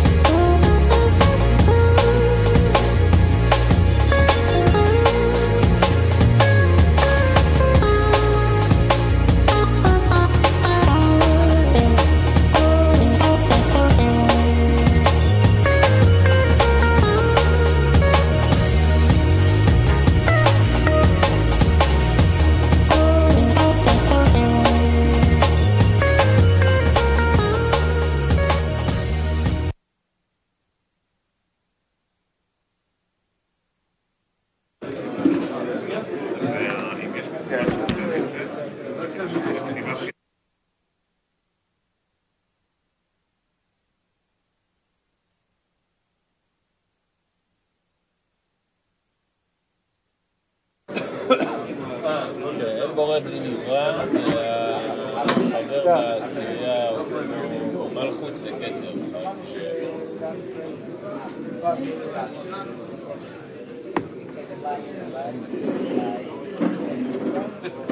גולים את הבורא מחוץ לרצון לקבל.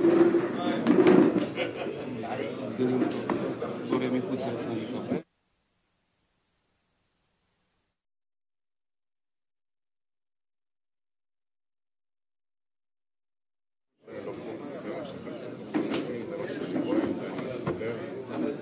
We are live in Sviva Tova for all our friends.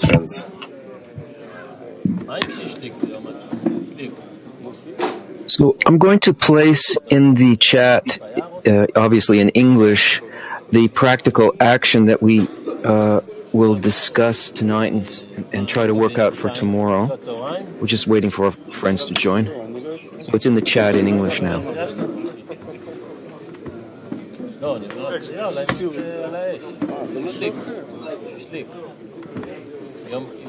יום עצמאות, מרוק. לא, מה יוצא שם? בוקר בצהריים אפשר להכיר את המשפחה. How can we ensure that every friend in the world, Kli, has proper preparation? What are here, we're all committing to do it. What is everyone here committing to do in our groups, regions, tens, worldwide, so that every 10 feels like it's Congress. And this will be reflected in every morning lesson until the Congress, through the kind of questions coming from your region and through the 10s on duty. So practically, the importance, we need the friends in the morning lesson need to feel that the Congress is theirs, and that the questions that are happening during the lesson should, as much as possible, reflect what we're trying to achieve in the Congress. Also, tonight was good because the 10 on duty both aimed their daily task towards the Congress.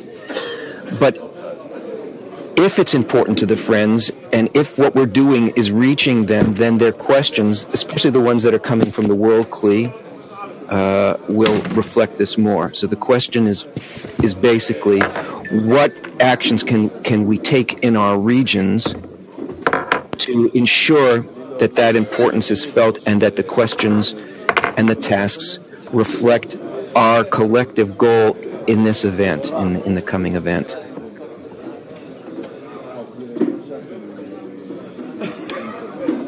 So perhaps we can begin, friends can offer their ideas of what practical things they can do where they are to achieve this. Any friend can begin. I think one of the first practical things that we can do, because all of us are already broken down into tenets already that we work with constantly, and so whatever information, whatever desires, whatever feelings, whatever comes out of the meetings that we're in right now, we always have an opportunity to pass this directly to our tenants. Right now, we can be liaisons to our tenants for the connection that's happening in us. So that's a very good place to start, and so that sensation will trickle immediately into and disperse throughout the world.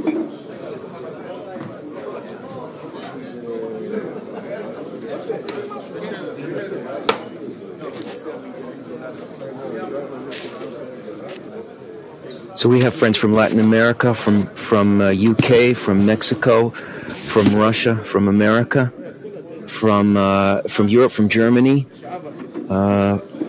South America.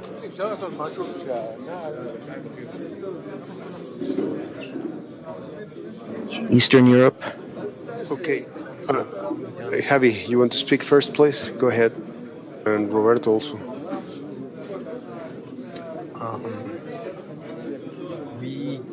Each one of us here has to really bring that daily awakening to our tent. And we really need to feel committed that each one of us here, we're getting our awakening here on this body that we're trying, this head that we're trying to build on the world fleet. But in that sense, besides caring for our tent, we need to have some sort of pulse on the rest of the tents of our region. And if we find out that one of the tents is not connected properly, we can reach out to a couple of friends from the region and really bring an awakening to them.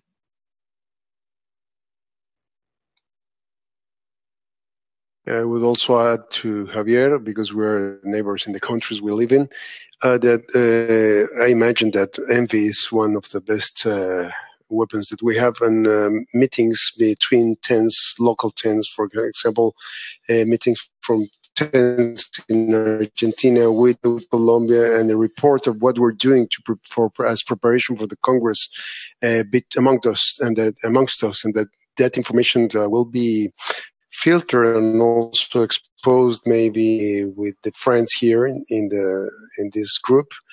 I think that might help also.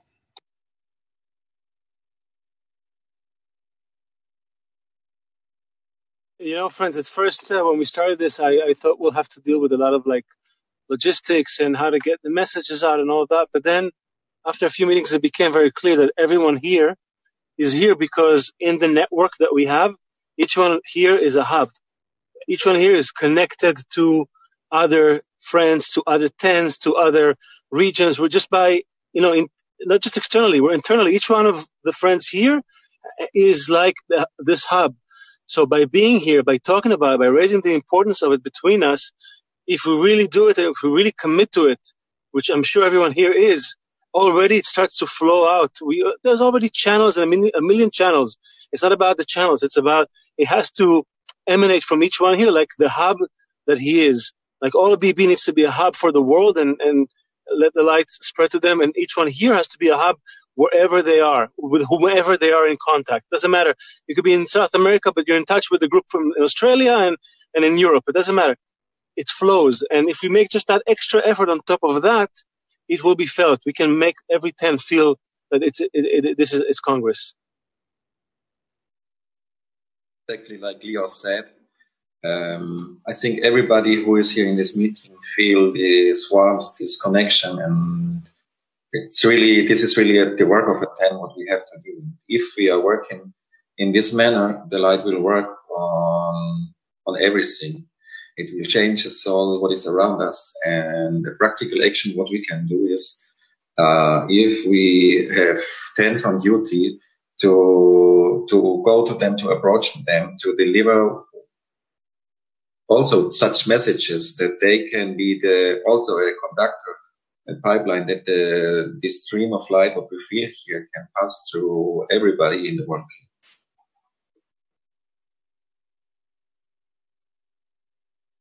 Well, I'll say that all starts with the gratitude to the Creator and the huge responsibility towards the friends. It's really, as we know, this is the morning blessing, one of the most important parts of the day. And through that, we receiving loads of buckets, loads of light through the Rav. And we know it's all to do with our preparation. If we're ready to receive it, we'll receive it. So really, we try to receive it, but what for? After all, as Cliff was saying, that we are is a conduit to the rest of the world. It's not about us, about the rest of the world.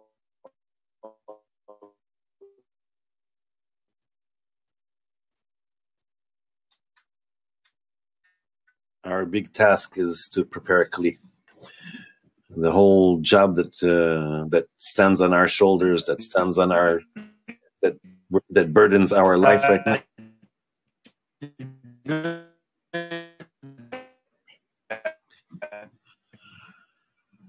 The whole thing that we have to do is build this kli, this place where we have one common desire that is connected to the extent where what we felt from Lawrence at the end of the lesson there, where it's like we're not taking prisoners. We're demanding from the Creator, here, this is where you need to dwell. We're making a resting place for you to come out and of concealment and be revealed to the world. And now our job is to make sure that somehow our voice becomes one, our voice melts into each other, and that we can start to feel like this. It's not a bunch of suggestions, not a bunch of desires. It's one desire that's happening from all of our connection together. And from there, I think our voice will sound loud and spread the world wide.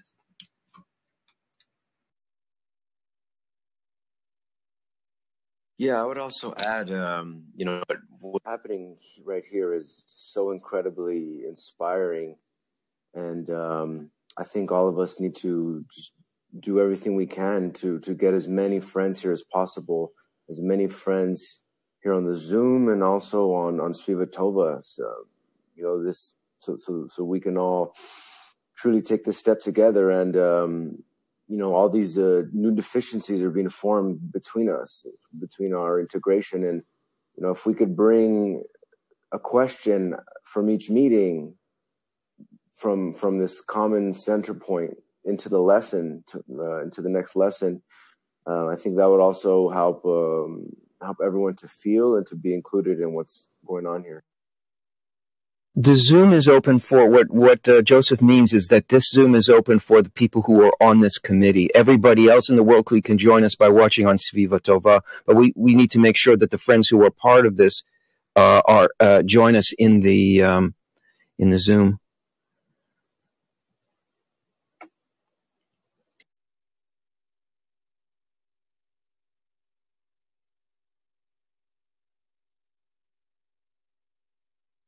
So, friends, the connection is in both sides. I'm very happy to hear that all the friends are listening and are watching us through Sviva Tova. So I would like to say some words in Spanish because I felt so much that responsibility you gave us to us, brothers. So let me say to all the friends in Sviva Tova that speak Spanish, por favor, todos los amigos que están escuchándonos en Sviva Tova, nosotros estamos aquí para servirlos. Ya vieron a Miguel, vieron a Luis, está Javier. estos amigos están trayendo todos sus corazones, están realmente ansiosos de que el siguiente congreso sea un congreso de todos juntos. Sintámonos responsables. Cada palabra que aquí se dice de parte de cualquiera de nosotros tiene que ser esa palabra del corazón que venga de ustedes. Hermanos, por favor, todos juntos vamos a buscar esa forma de conectarnos lo más pronto posible, todos como uno solo. So I just let my brothers know, Spanish speaking people, that we are here to serve them. This communicate in both ways. We will try to reach them, but they have to, to also touch us and ask us and demand us, everything. This connection, this is for us all. Thank you, brothers. I'm going to ask a piece of this question about the practical action again, just to reseed it. How can we get our friends who will be asking questions in the lesson, sending in their questions, to try to focus their questions on the goal that we share for this Congress? How can we get that across to them?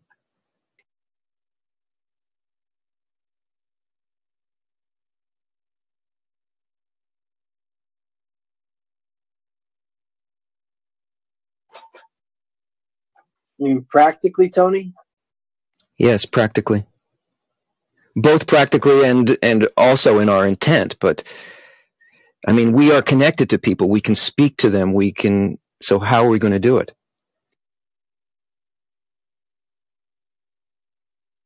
Maybe we can, first of all, just like Leo mentioned, each and every one of us is a hub, and we can send specific messages for our friends who connected to generate this deficiency. What will be the question about upcoming degree, which is a Congress? It's a World Congress. So let's try to think and generate it inside of us. And second, so that each and every one sent to his closest friends all over the seas and everywhere. That's number one. And second, I think we absolutely need to have a special preparation for the lesson. Possibly on Thursday night when the World Clay is preparing, maybe have it half an hour, 40 minutes, where we pray, preparing ourselves for this lesson, and we will specifically each and every one tune what kind of questions we're going to ask, how we're going to feel that next degree upcoming, and to live this lesson how it is. Thank you.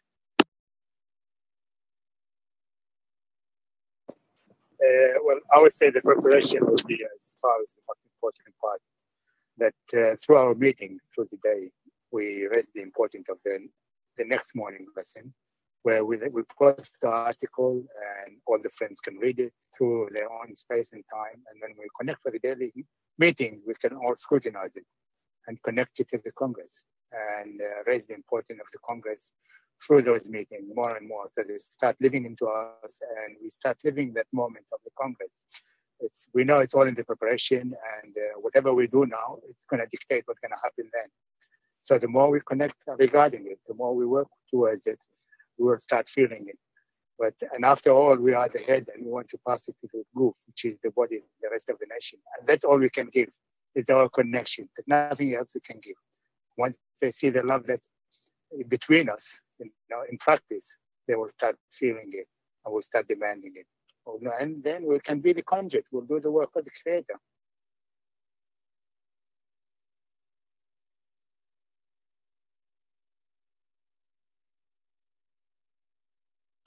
Я тоже хотел... Мне ничего другого не приходит, кроме урока. Урок и все, что связано вокруг него. Адомас, придешь? Also connect everything to the lesson that comes to my mind. И подготовка особенно, вот то, что Юра сказал, потому что последние несколько конгрессов при подготовке раз всегда нас приводил к уроку. Он сказал, участие в уроке – это наилучшая подготовка, когда мы все вместе пропускаем через себя участие в семинаре. И мне кажется, вот, чтобы 3 часа не проходили, и я потом не опомнился в конце, что опять урок прошел, к нему должна быть особенная подготовка. Вот это, мне кажется, главное усилие сейчас. И именно свет нас делает кли. ядро подготовки, ядро Конгресса, оно будет вот из этого формироваться основное.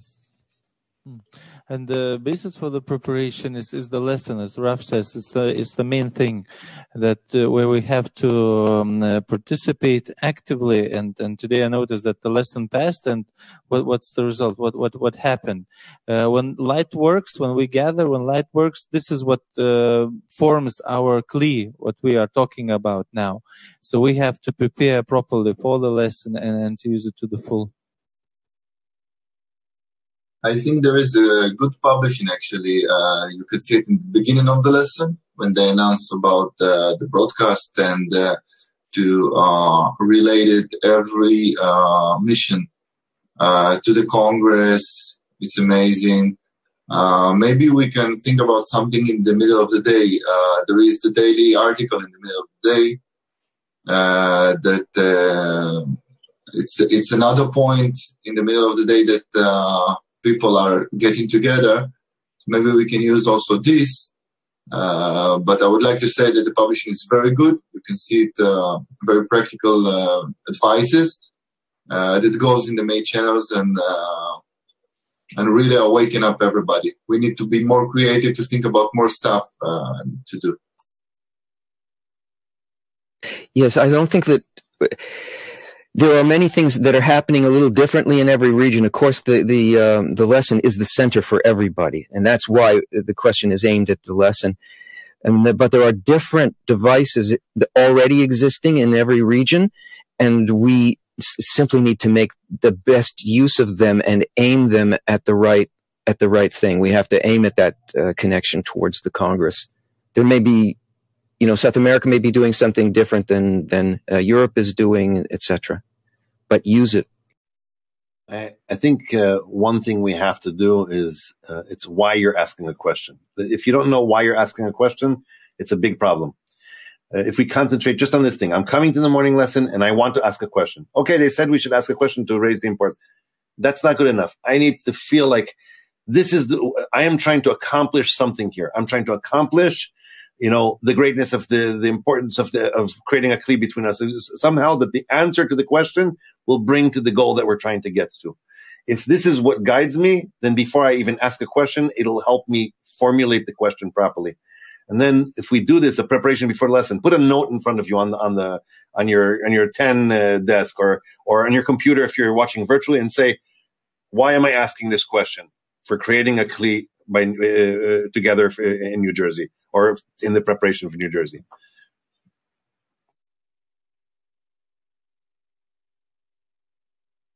Guys, I want to put it like this. Let's say that our goal is that from the next lesson until the Congress, in every lesson, we will add more to the global world kli excitement and inspiration around the Congress. This means that in every lesson, there has to be input, there has to be presence, there has to be something that is expressed from some group in the world, and preferably not from North America, and not from the friends who are working with North America from Israel. We need to hear Chile. We need to hear South Africa. We need to hear Russia. We need to hear Italy. We need to hear all of the places. Every lesson we need to hear a different group that does the simplest thing, expressing their excitement and their preparation, what they're doing maybe, how they're preparing a mirror convention, and maybe adding a question on top of it. That's all that needs to happen. If this happens every day from a different place in the world, we will create this global atmosphere of World Kli Convention. Now, why is this team? This is exactly why this team exists. This is a global team, which means that every person on this call needs to feel responsible. Right after you finish this meeting, you have to go to your group and get your group or your region or your local 10, get them ready to to make such an inspiring announcement, which means you have to make sure that your group is ready for the Congress. What is it doing for the Mirror Congress and so forth, and be practically ready that we will, text you during the lesson and tell you, can you go on today? That's why we're a global team. That's why we have here representatives of the various regions and groups. That's really the only reason. So if everyone here takes it as a personal responsibility and after this meeting goes and prepares their group and goes back to the WhatsApp and says, okay, my group is ready. Any day, tell us we're ready to go on the lesson. Then if every day we have a group that goes on the lesson, it'll work. Just to make it more specific, perhaps, there are already groups going on the lesson every day. About 4 or 5 tens are on duty from all over the world. So it's even easier if we just make sure that the tens on duty from our region, from our group maybe, from wherever, are ready for that. So it's not even have to be like an abstract, maybe my ten will be called. The tens on duty are our tens. They're from our friends and our regions. So let's make sure that, first of all, they are aware of that and they are ready to speak to that and to prepare to that. So it really be felt. And everything else is also a bonus. It's on top, YH, meals, all the rest of it. But for starters, with the tens on duty, that's it's an easy target.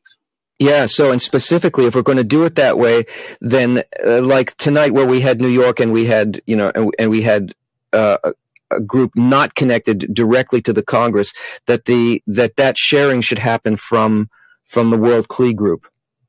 The task and the sharing should happen from there.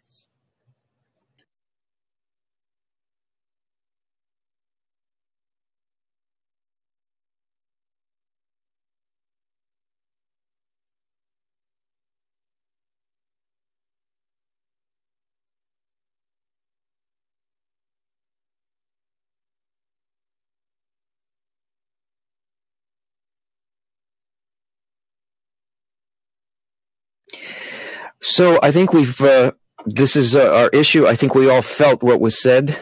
First of all, we felt the need for it, and then we felt that this is a good solution. So we know what our task is starting tomorrow, and we'll meet again tomorrow, dear friends. This is such an exciting time. I find that whenever I'm in this, I'm trembling from the love and the connection and the desire here.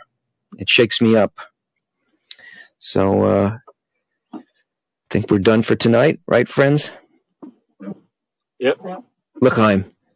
Hey guys, I just wanted to share my impression. Hello everyone. Just one last word. I got so inspired while I was listening to you right now. I've been through some preparations to the Congress, and what I see already so far is something that never has happened before. It's as if we're getting ready for the strike. All this fire in your eyes, all this way you guys express yourselves. I just couldn't hold it, but I wanted to share it. Thanks a lot for the example. It's a living example, and let's do our best to realize what Rav wants from us. And from the end of the lesson, and the dissemination of the wisdom in the masses is called a shofar, like the shofar whose travels a great distance. The echo of the wisdom will spread all over the world, so even the nations will hear and acknowledge that there is godly wisdom in Israel. L'chaim chaverim. L'chaim. L'chaim. L'chaim. L'chaim. L'chaim. L'chaim. L'chaim. L'chaim.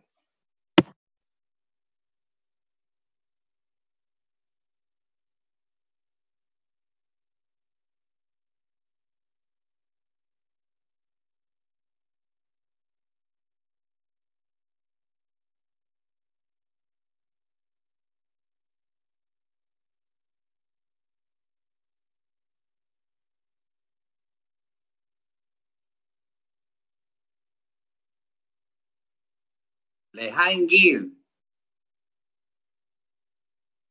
Ay, hermano.